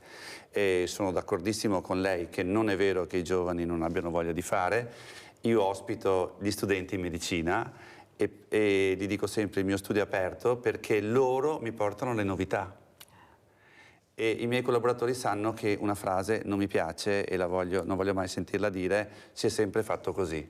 Bene, se si è sempre fatto così adesso è il momento di cambiare, se no non avremo le novità che abbiamo. Quindi oggettivamente penso che tutti, la professoressa, lei nel suo ruolo, io per il mio piccolo, dobbiamo fare cultura, dobbiamo spiegare. E i politici in primis. Se spieghiamo le cose la gente le capisce e poi ci segue, però per spiegare ci vuole tempo. E forse anche portarli, l'ho detto anche al dottor Benazzi, l'ho detto anche al dottor Coppe, Alberto Coppe, perché ho avuto ospite tante eccellenze, di portarli anche negli ospedali a vedere, a toccare con mano, intrigarli. Sì, intanto vieni a vedere. Sì. Ecco, visto che abbiamo la fortuna di avere questo direttore generale che penso veramente lungimirante, tanto è vero che hanno fatto i complimenti anche come a lei, dottor Berna, per questa sensibilità che ha per capire. Lui ha aperto l'ospedale alla musica, alla pittura, ha fatto dei convegni importanti, presentazioni di libri. Ecco che l'ospedale non è visto come un qualcosa di brutto che fa paura.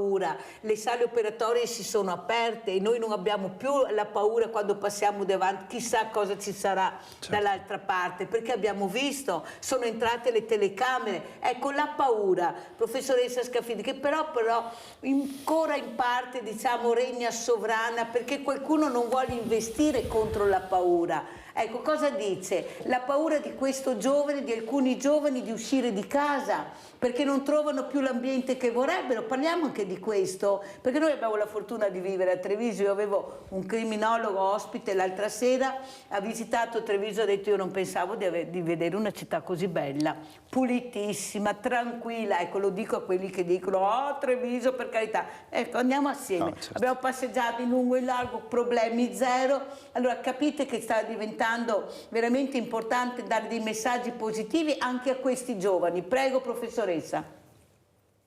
Certo, i giovani, mi piace molto quello che ha detto poco fa il professore sul fatto che i giovani portano dentro le novità, no? E questo è lo schema classico dei sistemi complessi. C'è un centro dove si detiene il potere, dove volendo, come dire, non c'è mai tanta voglia di cambiare, però c'è una periferia molto, molto permeabile che fa filtrare le novità fino al centro e le fa filtrare in una maniera accettabile dal centro, perché altrimenti se arrivassero in maniera troppo diretta il centro le rifiuterebbe oppure non le capirebbe. Ecco, tutta la storia culturale, sociale, politica, oltre a quella biologica nostra, nel senso che funzioniamo proprio così anche noi, abbiamo dei centri e le cose che servono a questo centro per cambiare e sopravvivere stanno fuori dal corpo e devono arrivare attraverso i sistemi periferici.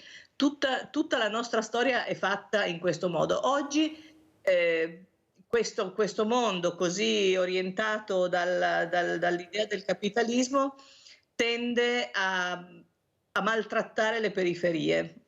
Lo vediamo nelle nostre città, lo vediamo anche socialmente. I giovani sono una periferia perché sono quelli che hanno meno potere economico, sono quelli che hanno in qualche maniera meno potere in assoluto e quindi in questo momento in cui specialmente nelle nostre società sono anche pochi perché le nostre società invecchiano, siamo nel momento in cui loro tendono ad essere molto prevaricati. Lo vediamo anche solo con il lavoro.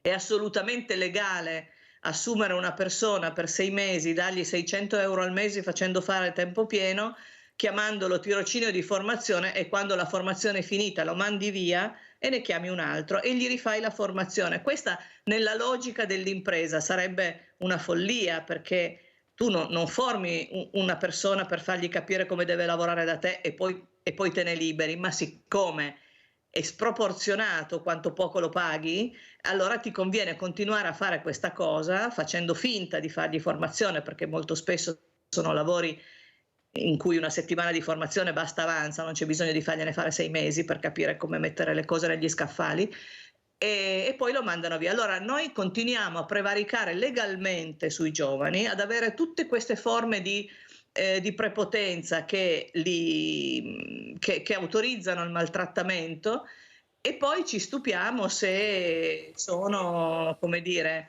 poco disponibili nei confronti degli adulti o poco interessati al mondo del lavoro classico. Ripeto, c'è questo meccanismo da smontare fino a quando l'unica cosa a cui badiamo saranno i soldi. I giovani resteranno sempre più al di fuori di tutta una serie di meccanismi e questo diventerà anche un problema ambientale perché nel momento in cui comunque crei una fascia fragile economicamente, queste fasce fragili non potranno avere neanche il tempo, l'attenzione, la pazienza, come diceva prima il professore, per occuparsi del bene collettivo. Dovranno badare a sbarcare il lunario e cercheranno di farlo come meglio possono e tutto quello che li collega alla loro collettività e alla ricerca di un bene collettivo verrà messo in secondo piano, per forza. Sì, però è anche vero che non vengono ascoltati, io continuo a ribadirlo, io sto facendo anche dei percorsi rieducativi col Banco Alimentare, con Villa Margherita, con gli orti sociali, chi ne ha più ne metta. E devo dire, professoressa Scaffidi, che delle volte mi mettono con le spalle al muro. quando io faccio le passeggiate con questi ragazzi dal banco, di questi uomini o donne, dal banco agli orti sociali o a Villa Margherita, e li guardo e vedo che sono visi buoni, sono occhi puliti, hanno sbagliato, ma perché hanno sbagliato? Mi ricordo l'ultimo che mi ha detto: sai Mirella, ho cambiato 7 lavori, 7 lavori, non sapevo chi ero, non sapevo più chi ero. E alla fine ho trovato l'amico dietro l'angolo, il nemico dietro l'angolo che mi aspettava, e là ci sono caduto e adesso sono qua e non so neanch'io più chi sono. Non riesco a capire, mi guardo allo specchio e non so chi sono. Cosa mi puoi dire? Io gli ho detto: io non ti voglio rieducare, io non posso rieducarti, io devo reinserirti, darti la serietà di un lavoro, che è quella, è scritto anche nella Costituzione che io leggo tutti i sabato, il lavoro dà la dignità all'uomo. Ma come rieduco questo ragazzo? La prima cosa devo reinserirlo. E questo l'ho detto anche ai giudici: ma cosa mi chiedete di fare? Forse ho sbagliato stanza, non avete capito? Io non sono qua per rieducare. Il mio un altro compito è reinserire queste figure dando loro dignità. Cosa dice dottor Berna? Ma dico che a ciascuno di noi va data 1, 2, 3, 4 chance, soprattutto se sono giovani. Io adoro le persone che sbagliano, non mi piacciono quelli che non sbagliano, perché solo attraverso i nostri errori riusciamo a crescere e a capire. Quindi concordo con lei che anche i nostri giudici non loro sono chiamati a giudicare, ma prima di tutto bisogna dare sempre delle opportunità, perché è facilissimo cascare dentro in un qualcosa più grande di noi, ma poi si riesce. Ecco, dal punto di vista delle opportunità, i miei ragazzi lo sanno, io delego tantissimo, in primis perché è giusto che facciano loro il lavoro, perché io ormai ho dato, secondo me, ma do quello che riesco. Però tiene la barra, che è importante. Cerco assolutamente di sì, con la loro condivisione.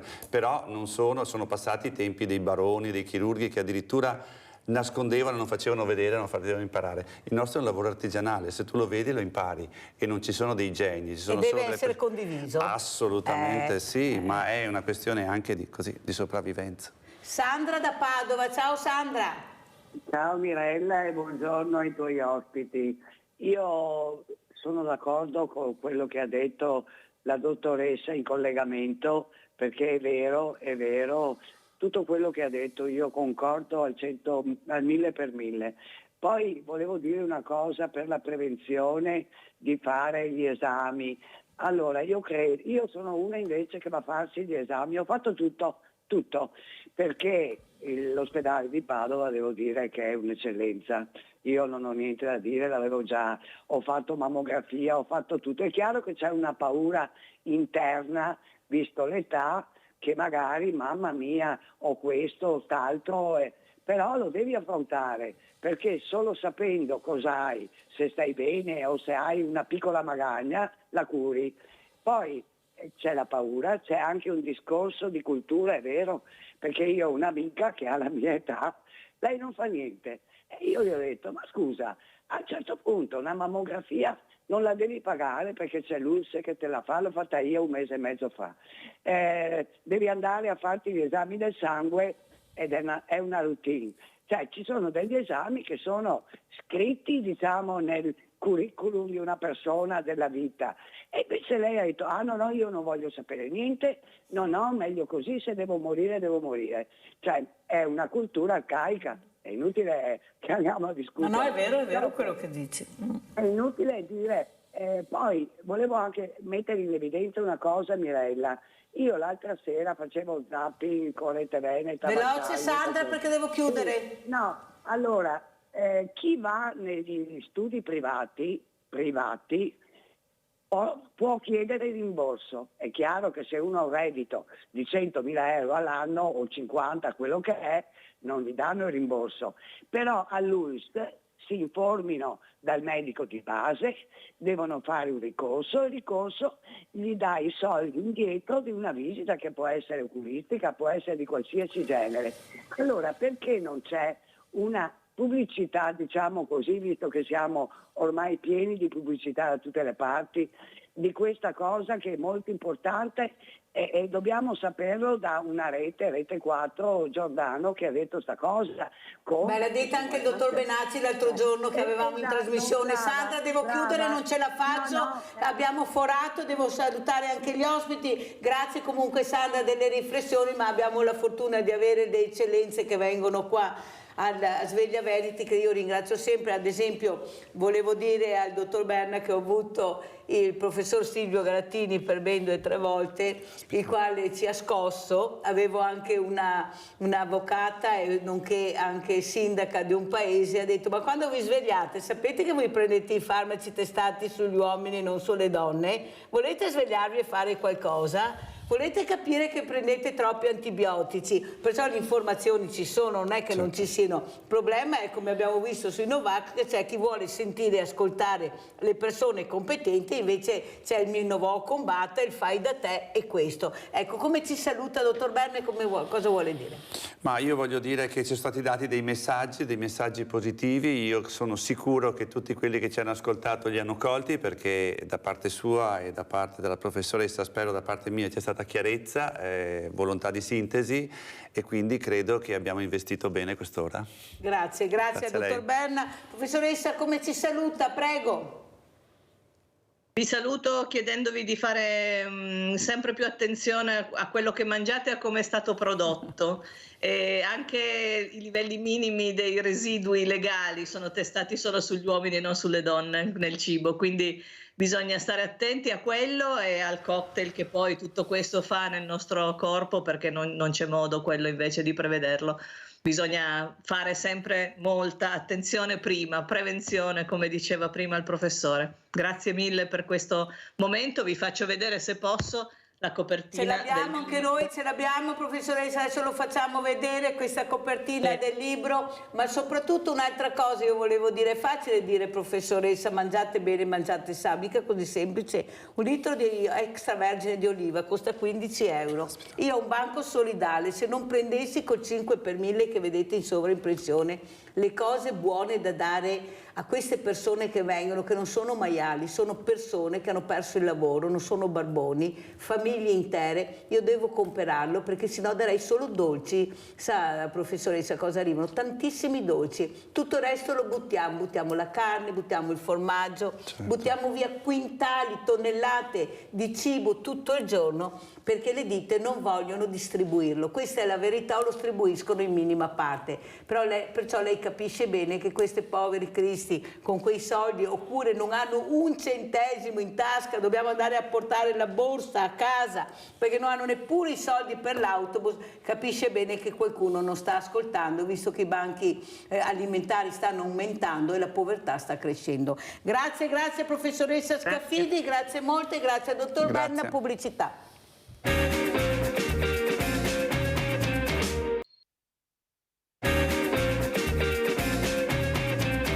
Vi presento un'altra gradita ospite, abbiamo collegata da Padova, non c'è ancora, stanno facendo il collegamento, allora andiamo a vedere questa mamma Raffaella Busiol, visto che abbiamo parlato di mamme, di giovani, di salute, di benessere, di scuola, andiamo a vedere Raffaella Busiol cosa ha detto all'ippodromo Sant'Artemio quando ha spiegato i problemi che hanno questi genitori, ma soprattutto questi ragazzi. Andiamo a sentire. Allora, buonasera. Il mio nome è Raffaella, io parlo con questa lingua, è la lingua dei segni, la lingua RIS. Che cosa ho insieme a queste altre mamme? Semplicemente il dolore di leggi che a volte ci sono, però non vengono viste dagli uffici. Il dolore che può capitare ad una mamma che può incontrare nella vita una disabilità. Io sono mamma diventata con l'aereo perché ho adottato 3 figli. Una mia figlia non parla con la voce, ma il dolore che io ho ogni giorno quando incontro le istituzioni, gli uffici, è uguale a queste mamme. Il dolore che c'è dentro di me lo voglio trasformare in un supporto alle altre mamme, perché sapete, quando succede un incidente si può perdere la vita e trovarsi nella sofferenza e nel dolore esattamente come queste mamme, ma ci si può trovare ad vivere la disabilità, a toccarla. Perciò io voglio dire oggi che questi dolori si sono incontrati e si sono trasformati in un mare. Sapete che cos'è la caratteristica del mare? È che il mare non si può separare, e questa è la mia volontà come mamma, di mai separarmi, stare a supporto di queste mamme che hanno una storia diversa, ma il dolore è uguale. Allora saluto la professoressa Giovannella Baggio, Presidente Centro Studi Nazionale su Salute e Medicina di Genere, che ringrazio veramente di essere qui, professoressa Baggio, per far capire l'importanza di cui parleremo questa mattina di salute e medicina di genere, ma questa salute è a 360 gradi, anche a livello psicologico è molto importante star bene, vivere in salute, perché poi ti ammali da tanto stress, da tanti inconvenienti, anche se hai ragione nessuno ti ascolta. Ma cosa sta succedendo? Perché lei è Presidente Centro Studi Nazionale su Salute e Medicina di Genere. Allora spieghiamo, professoressa Baggio, e grazie. Grazie di questo invito. La medicina di genere non è una branca separata della medicina. La medicina di genere è una dimensione trasversale che vuole sottolineare le differenze tra uomo e donna in tutte le specialità della medicina. Mi raccomando, questo è un concetto fondamentale, non è una branca separata. Giovannella Baggio non è l'unica persona che sa le differenze, anzi Giovannella Baggio conosce le differenze nel campo della medicina interna, perché è un professore di medicina interna, ma anche l'oculistica, anche l'otorinolaringoiatria, anche la chirurgia, anche la geriatria. Tutte le branche devono essere conosciute in base alle differenze di genere, perché tra uomini e donne le malattie si presentano in modo diverso, hanno dei sintomi diversi, hanno delle evoluzioni diverse, hanno dei fabbisogno di farmaci diversi e molto spesso anche in dosaggi diversi. Quindi questo è il concetto vero della medicina di genere, quale conoscenza trasversale delle differenze di genere in tutte le specialità. Allora, professoressa Baggio, io l'ho cito quasi tutte le mattine perché ci tengo molto, perché la trasparenza dovrebbe essere sovrana per quanto ci riguarda, specialmente quando devono curarci, dove il professor Silvio Garattini, che non è di sicuro l'ultimo della classe, ha detto, arrabbiandosi anche: voi sapete, donne, che i farmaci che prendete sono testati sugli uomini? Lo sapete questo? Avete voglia di muovervi, di fare qualcosa, oppure rimanete lì impassibili? E io devo dire la verità, non solo io, ma avevo anche questa figura femminile, avvocata e sindaca, che è rimasta allibita, perché nessuno sapeva niente o pochissimo, o solo gli addetti ai lavori.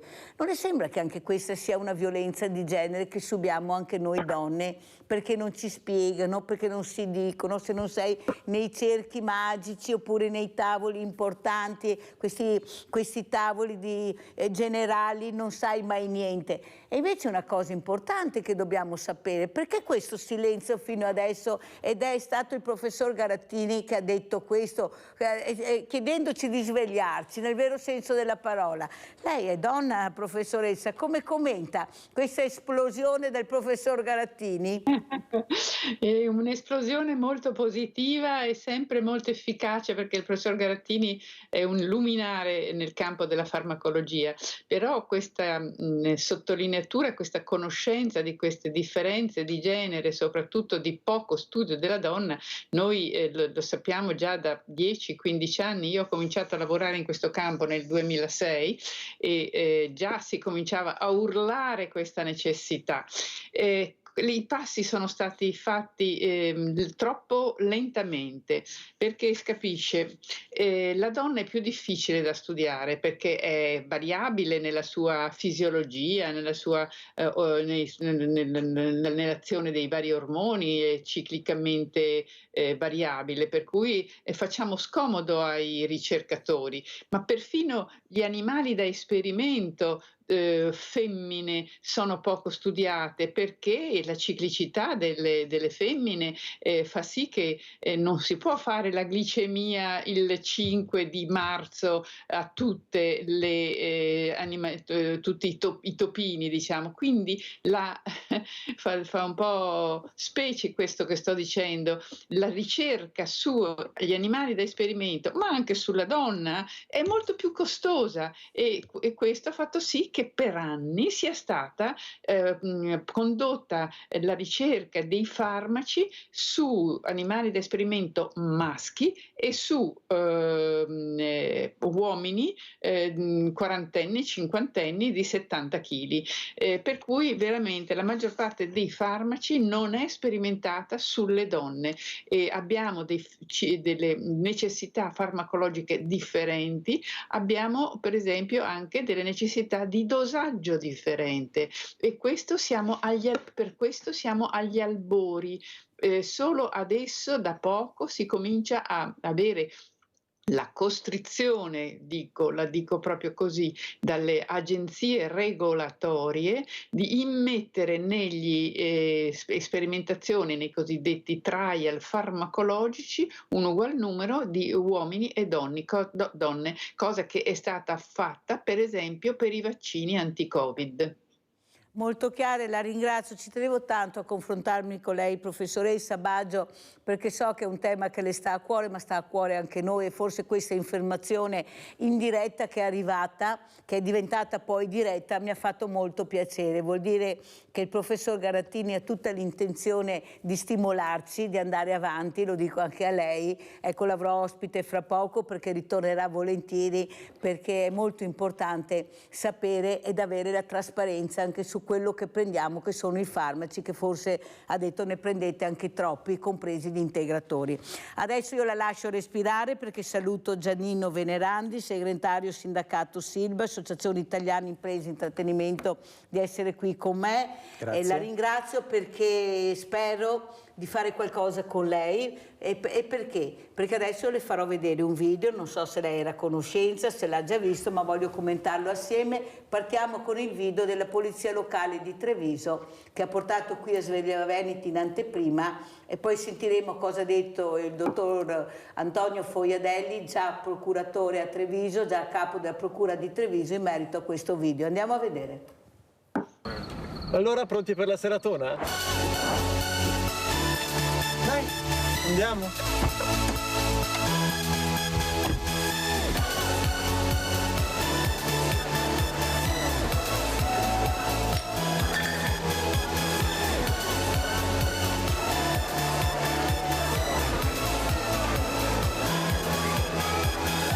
Godetevi la serata, ragazzi, e bevete responsabilmente.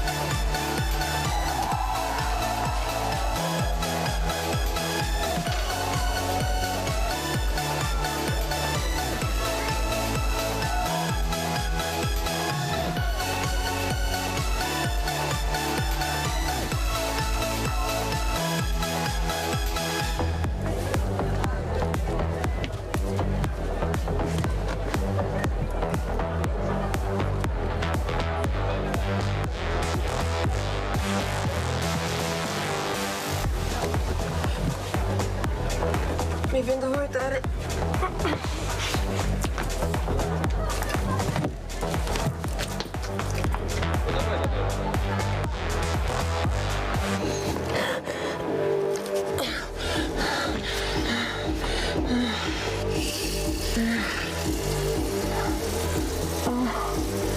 Sono schifo.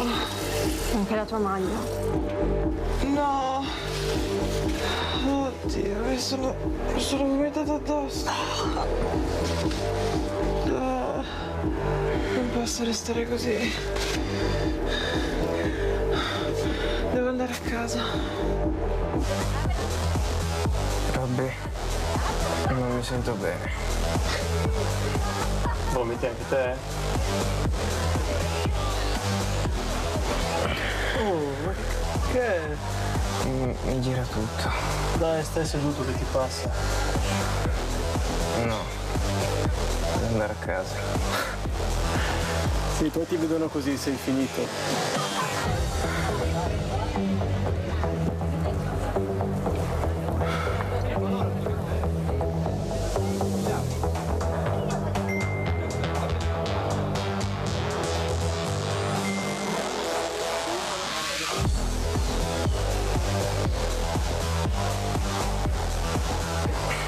Mio padre sta arrivando. Non dovevi scrivermi.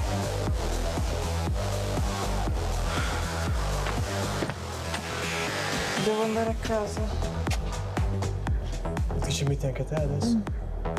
Marco se ne va. Lo viene a prendere il papino. Beh, ce ne andiamo a casa anche noi. Ma dai, ma è presto. Ti ho detto che devo andare a casa. Sì, ok. Finisco la birra, posso? Grazie.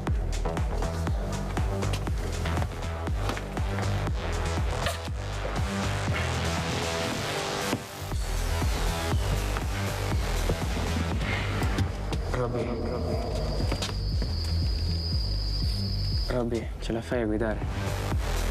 Sì, certo. Mio padre può accompagnare a casa anche voi. No, tranquillo, non sono mica ubriaco.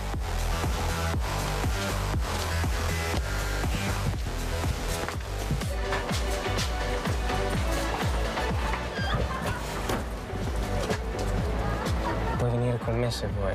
Mio padre può accompagnarti a casa. No, vado con loro. Non voglio finire in punizione.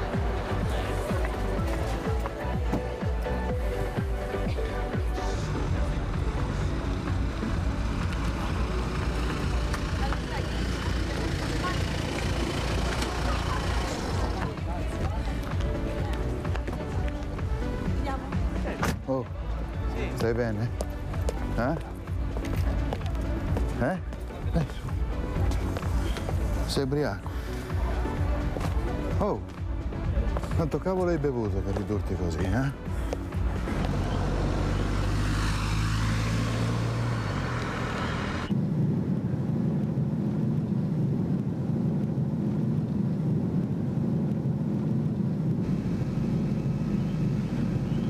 Dovresti vergognarti. Non ti reggi in piedi. Ma che senso ha bere fino a sentirsi male, Lo so, ho fatto una cazzata.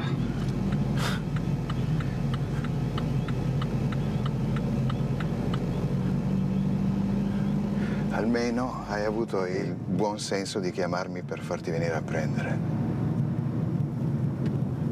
Tu lo sai che cosa sarebbe potuto succedere,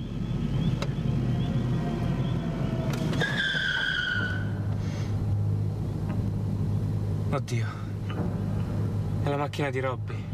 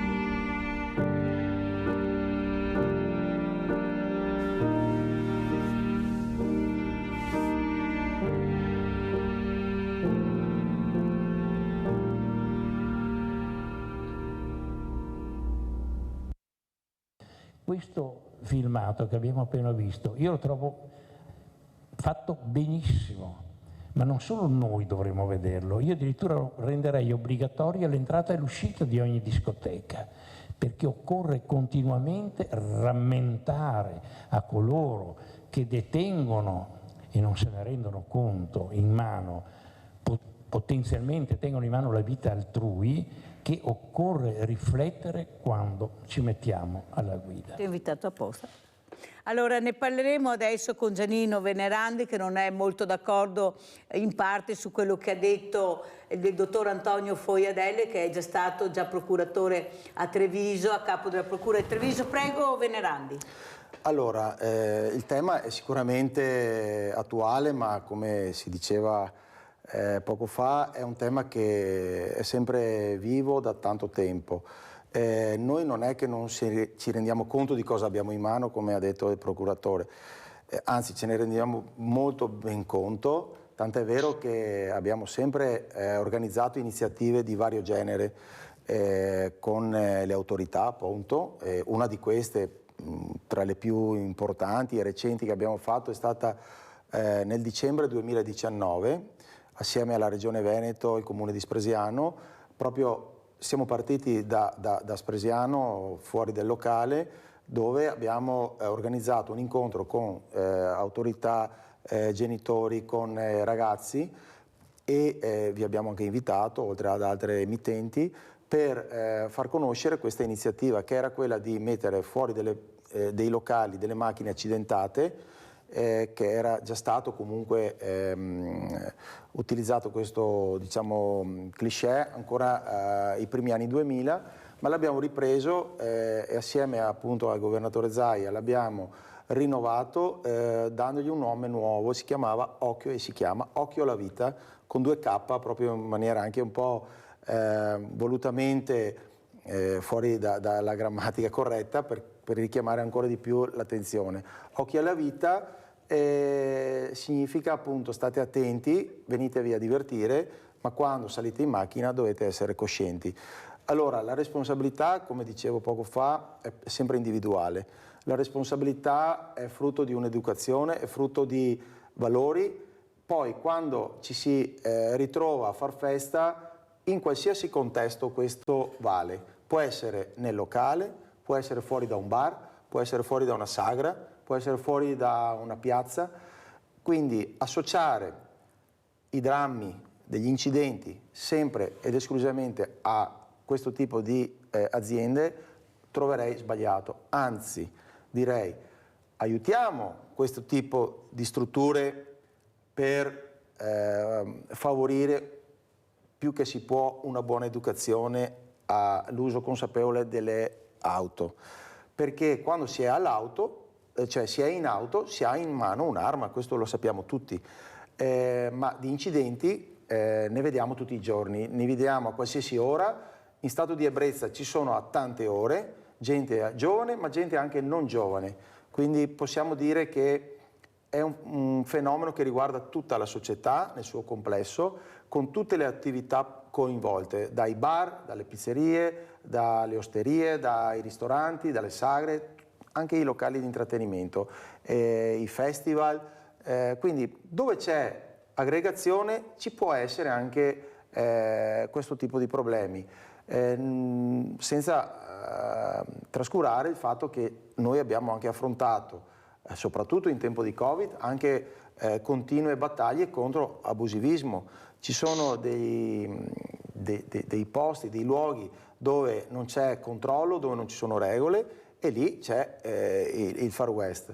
Noi abbiamo dalla nostra parte 2 o 3 fattori che bisognerebbe che anche qualche volta venissero tenuti a mente. Uno, abbiamo delle aziende con tanti dipendenti, quindi abbiamo l'interesse, oltre che economico, ma anche morale, di tenere vive queste aziende per dar lavoro e per portare avanti anche l'immagine, o comunque anche il nostro interesse primario, che è quello di portare avanti queste aziende, cercando di gestirle al meglio possibile. Abbiamo dei protocolli, oltretutto siglati anche in prefettura con la questura, dove abbiamo delle, chiamiamole regole congiunte da rispettare, e lo abbiamo sempre fatto e continueremo a farlo. Poi gli eventi drammatici come quelli del video sicuramente sono tristi e ci danno sicuramente un colpo al cuore quando li vediamo e quando sentiamo che capitano queste cose.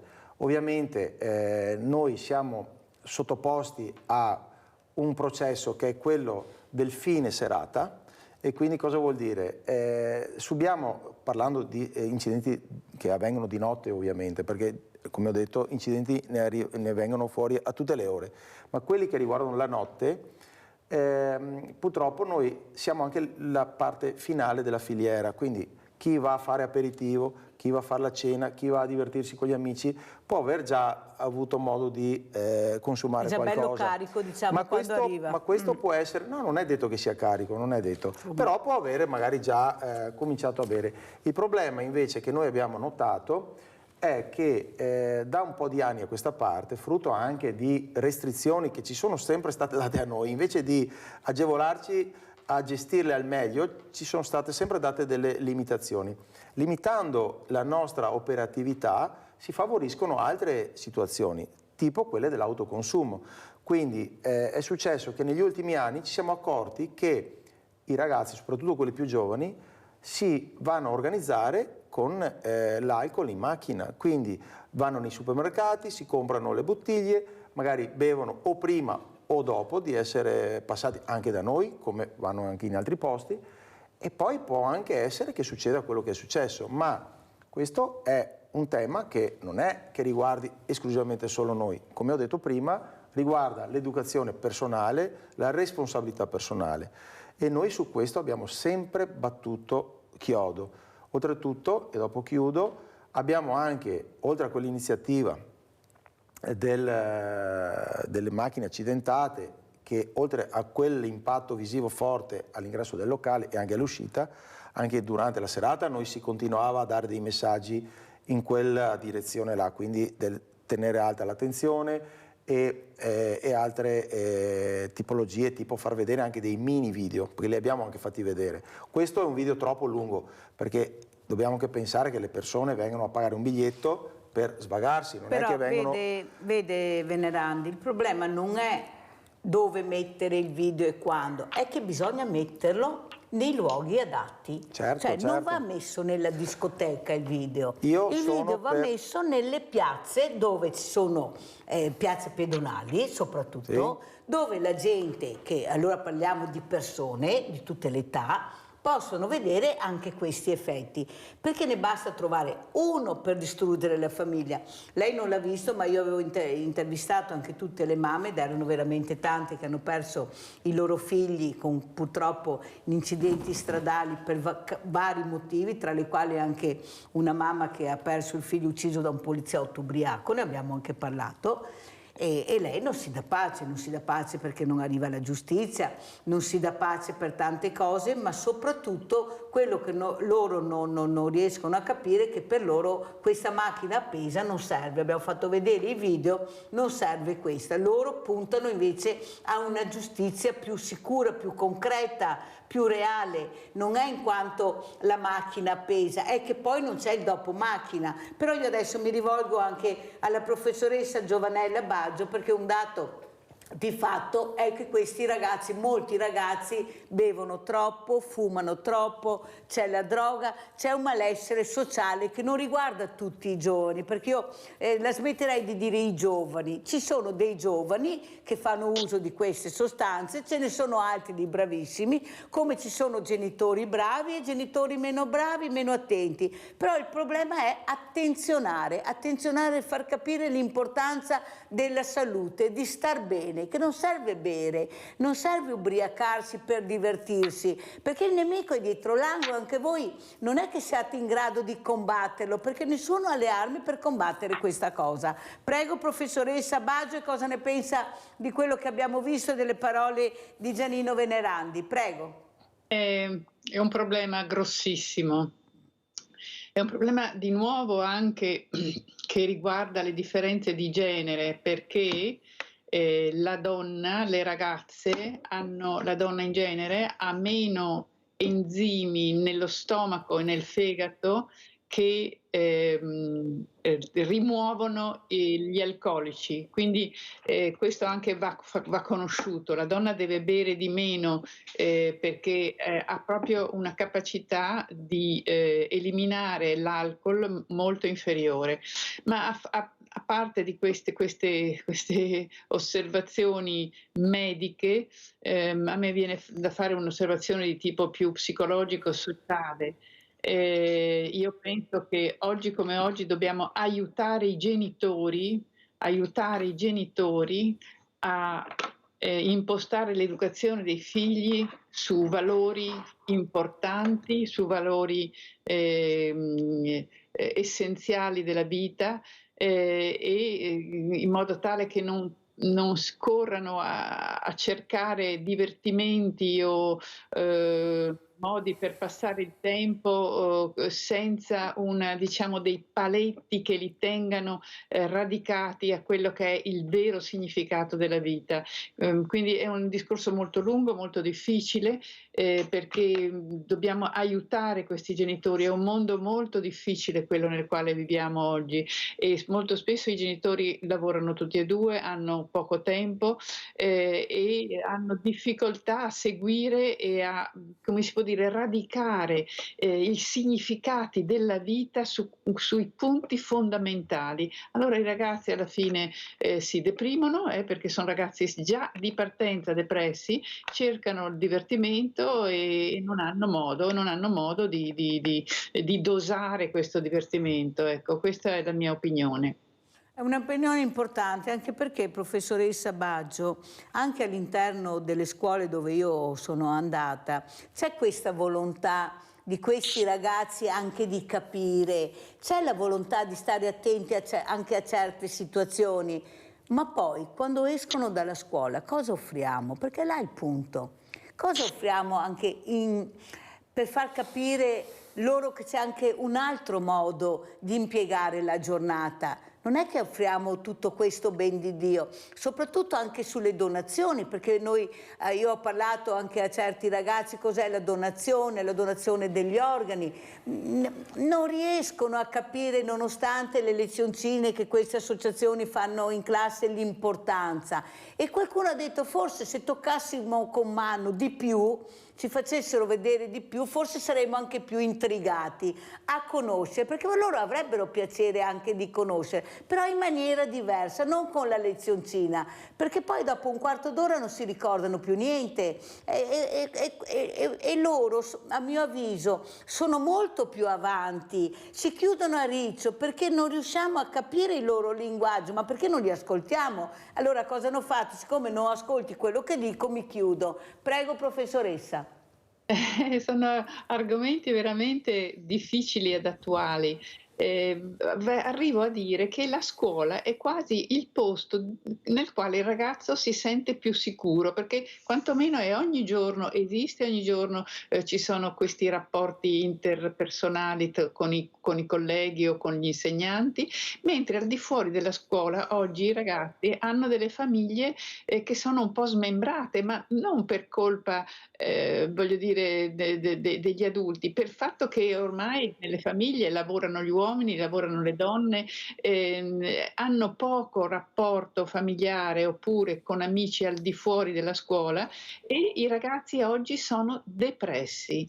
Questo è uno dei problemi che il mondo di oggi deve affrontare. Il ragazzo, soprattutto l'adolescente oggi, è alla ricerca di punti di riferimento validi, di valori, e non trovandoli si deprimono. E la depressione poi porta a ricerche di divertimenti assolutamente esagerati, come abbiamo visto, ecco. Quindi qui bisogna pensare di aiutare i genitori, aiutare le famiglie, non solo i ragazzi. Sono d'accordissimo su insegnare loro il valore della donazione, sono molto ricettivi i ragazzi su questo e credo, sì, sono un po' scaramantici qualche volta nel fatto quando si propone loro, però capiscono molto più di quanto noi non crediamo e dobbiamo cercare di voler loro molto bene a questi ragazzi, perché con il bene, con l'affetto non solo dei genitori ma anche degli amici, degli adulti, dei media,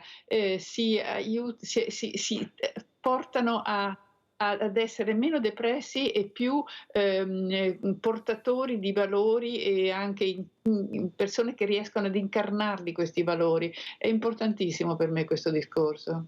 Professoressa, poi lo chiedo anche a Giannino Venerandi, però questi ragazzi che noi abbiamo visto anche durante la pandemia, mai avremmo immaginato di vederli fuori dalla scuola sui marciapiedi, perché la scuola era diventata indispensabile per loro. Chi avrebbe mai immaginato? Noi pensavamo sempre e volevano andare in vacanza, non vedere più nessuno, invece la scuola, ecco, era per loro fondamentale. Ma soprattutto quello che ho notato è la capacità di far capire di essere ascoltati in un mondo che non li ascolta, e i messaggi li hanno mandati. La scuola, però anche fuori dalla discoteca. Abbiamo visto questo video, questo ragazzo, anche se nei social hanno migliaia di amici, chiama il papà. Chiama il papà. Questa ragazza che è stata uccisa sul ciglio della strada non ha chiamato gli amici per andarla a prendere, ha chiamato il suo genitore che purtroppo non ha risposto perché non ha sentito il telefono. Allora capite che poi alla fine questo ragazzo ha bisogno della famiglia, quando si trova in difficoltà chiama il genitore. Cosa vedete, Venerandi, fuori dalle discoteche? Ci sono questi genitori, qui sono questi ragazzi, perché voi toccate con mano tutti i fine settimana e non solo questi ragazzi, fra poco si aprirà la stagione estiva. Ecco, cosa vuole dire? Allora, innanzitutto non è che noi abbiamo il assoluto monopolio della gestione dei giovani o delle persone che vanno a fare il weekend in qualche locale o qualche posto. La gente si muove in maniera ampia in tantissimi, tant'è vero che i locali oggi della provincia sono decimati rispetto a quelli che erano negli anni 80-90, soprattutto negli anni 90, quindi siamo veramente rimasti, come si dice, quattro gatti. Quindi continuare a tenere noi come capostipite di un problema legato a queste drammaticità, però, lo trovo sbagliato. Parentesi, Venerandi, le istituzioni chiamano voi, sì, però. Sì, perché comunque siamo sempre un punto di riferimento, sono d'accordo, e mi fa anche piacere essere coinvolto e essere partecipe nel poter dare il proprio contributo per gestire al meglio il tempo libero delle persone e la loro anche sicurezza. Quindi noi abbiamo aumentato nelle nostre strutture, sia per le leggi che ci sono, ma anche per la nostra responsabilità e coscienza, abbiamo aumentato sempre di più quella che è la sicurezza dentro i locali. Controlliamo sia quando sono nei parcheggi, più che possiamo, anche se tante volte il parcheggio è un luogo comunque aperto e non sempre si possono gestire le persone, perché ti dicono io devo ancora entrare, non puoi dirmi niente, cioè c'è anche chi non è sempre così collaborativo. Comunque quando arrivano all'ingresso vengono perlomeno le persone un po' più giovani o quelle che danno l'idea di aver bisogno di una verifica, noi abbiamo l'autorizzazione a fare queste verifiche, quindi vengono controllati col metal detector per entrare, parlo perlomeno dai locali che gestisco, vengono fatte aprire anche borsette talvolta alle ragazze per capire che non abbiano dentro liquori o cose del genere, quindi facciamo un controllo capillare come viene fatto anche in altri contesti, può essere i concerti eccetera. Quindi noi facciamo il controllo all'ingresso, nei parcheggi le persone arrivano con le loro auto eccetera ed entrano, poi dentro, come dicevo prima, noi abbiamo tutto l'interesse a gestire al meglio la serata delle persone. Cosa voglio dire con questo? Quando serviamo gli alcolici, ovvio che se mi arriva uno al bar, il personale è istruito che se è in stato alterato non ci serve niente. Se è una persona a posto, in ordine, che vuole bersi la sua birra, non è che gli dico non te la do perché secondo me poi te esageri, perché questo allora vale per un bar, per qualsiasi posto. Quindi noi facciamo il nostro lavoro di somministrazione. Quando le persone cominciano ad alzare il gomito, vengono comunque messe in sicurezza, chiamiamolo così, allontanandole dal posto di confusione, si fanno anche accompagnare fuori talvolta, ma parliamo di qualche caso, 1 o 2 persone in una serata, non abbiamo i flussi immaginari di giovani che continuiamo a accompagnare fuori. Oltretutto abbiamo anche, parlo sempre nel mio caso specifico, la presenza della Croce Azzurra, con i sanitari volontari, anche spesso un infermiere, proprio per dare le assistenze primarie se ci dovesse essere qualche problema, come ha giustamente detto la dottoressa.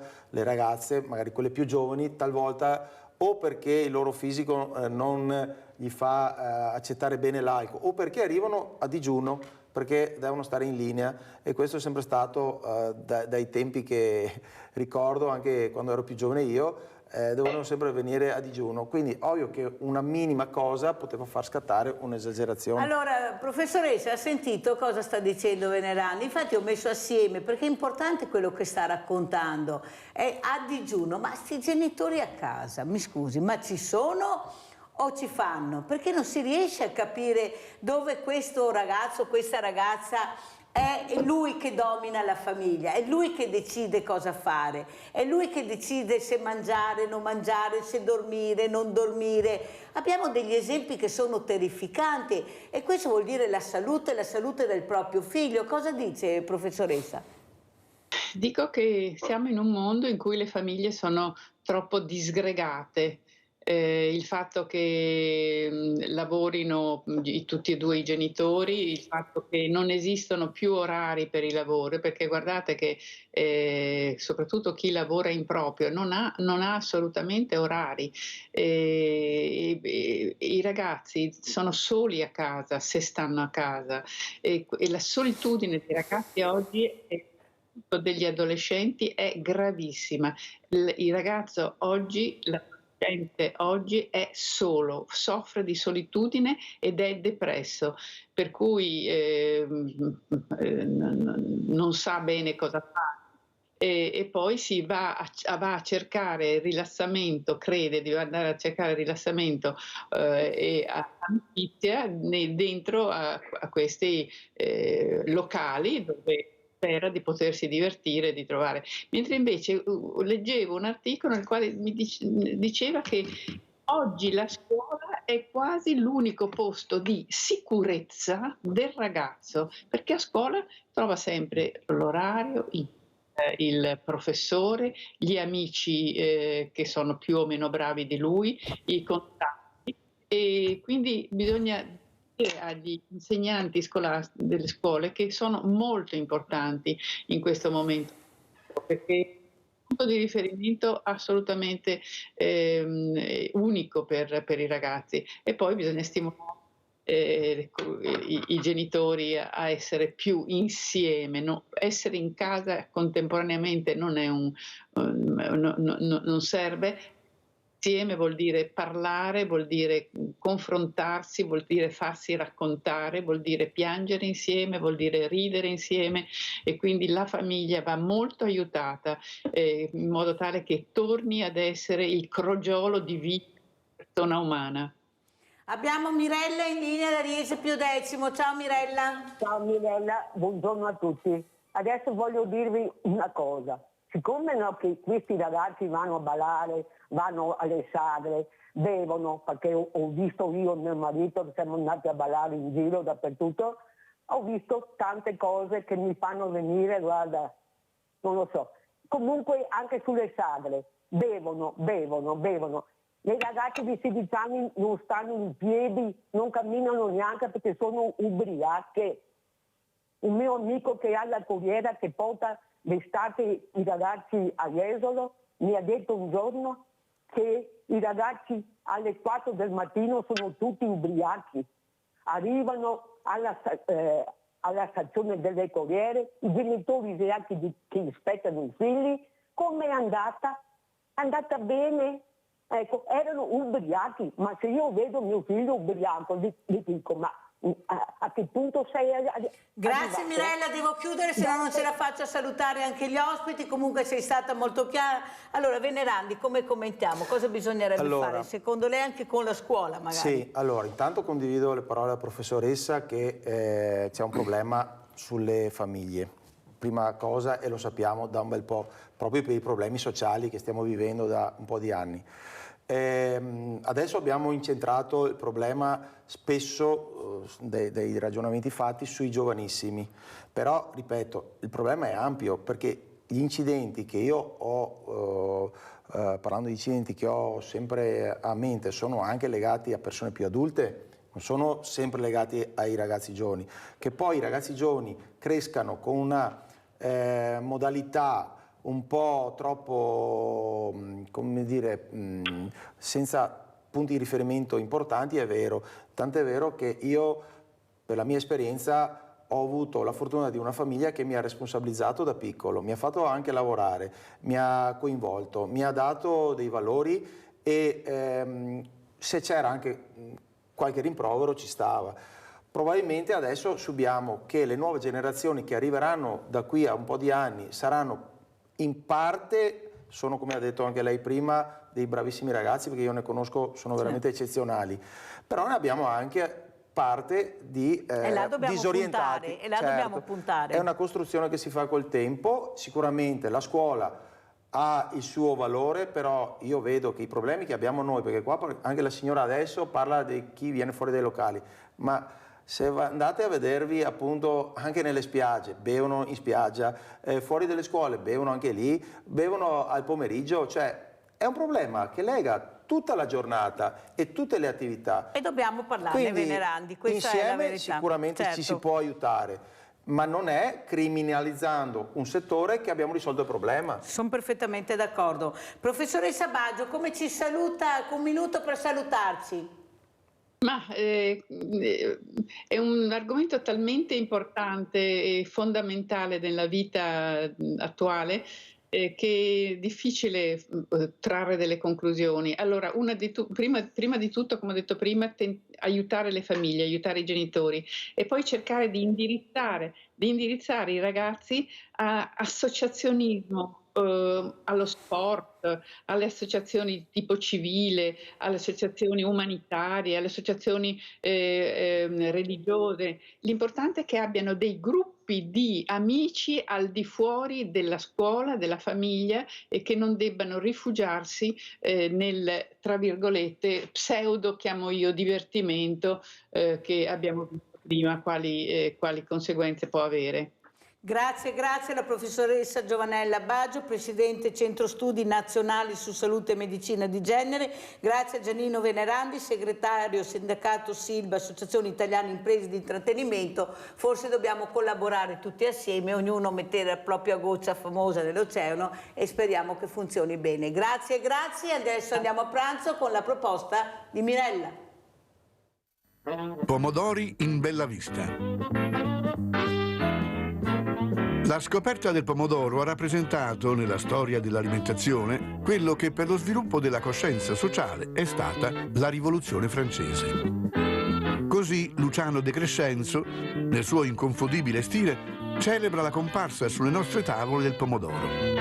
Ovviamente lo scrittore napoletano ha in mente la cucina italiana, ed in particolar modo quella partenopea, che definisce una cucina a luci rosse, per la presenza illuminante sulla nostra mensa di quel meraviglioso prodotto della natura fatto a forma di lampadina, noto a tutti come il pomodoro San Marzano. Ingredienti per 4 persone.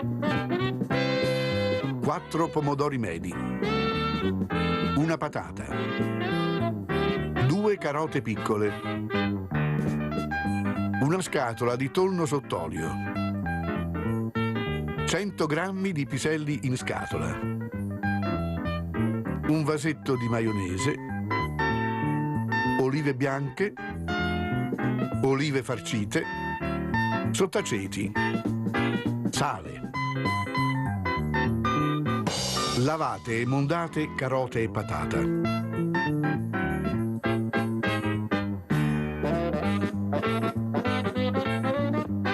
Lessate per circa 10 minuti e fate raffreddare. Lavate i pomodori, eliminate la calotta superiore,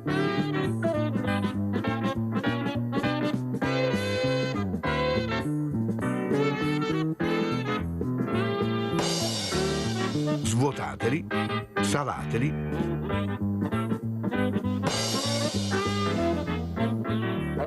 e metteteli capovolti su un piano con carta da cucina perché perdano un po' d'acqua. Tagliate la patata e le carote a dadini. Mescolate con il tonno sbriciolato e i piselli sgocciolati e sciacquati.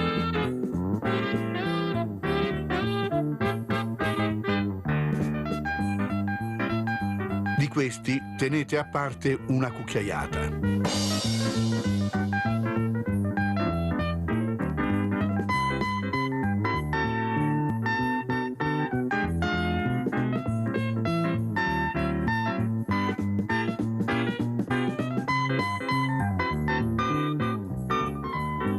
Condite con la maionese e mescolate bene.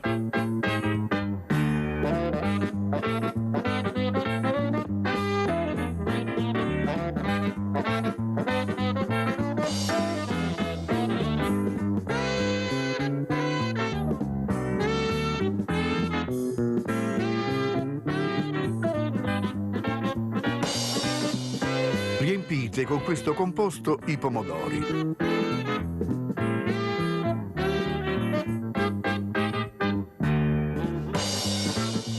Coprite con un po' di maionese e decorate con le cipolline, le olive bianche, le olive farcite, facendole affondare nella maionese.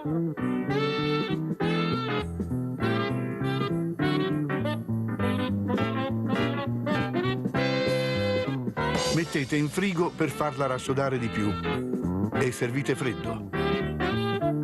Buon appetito!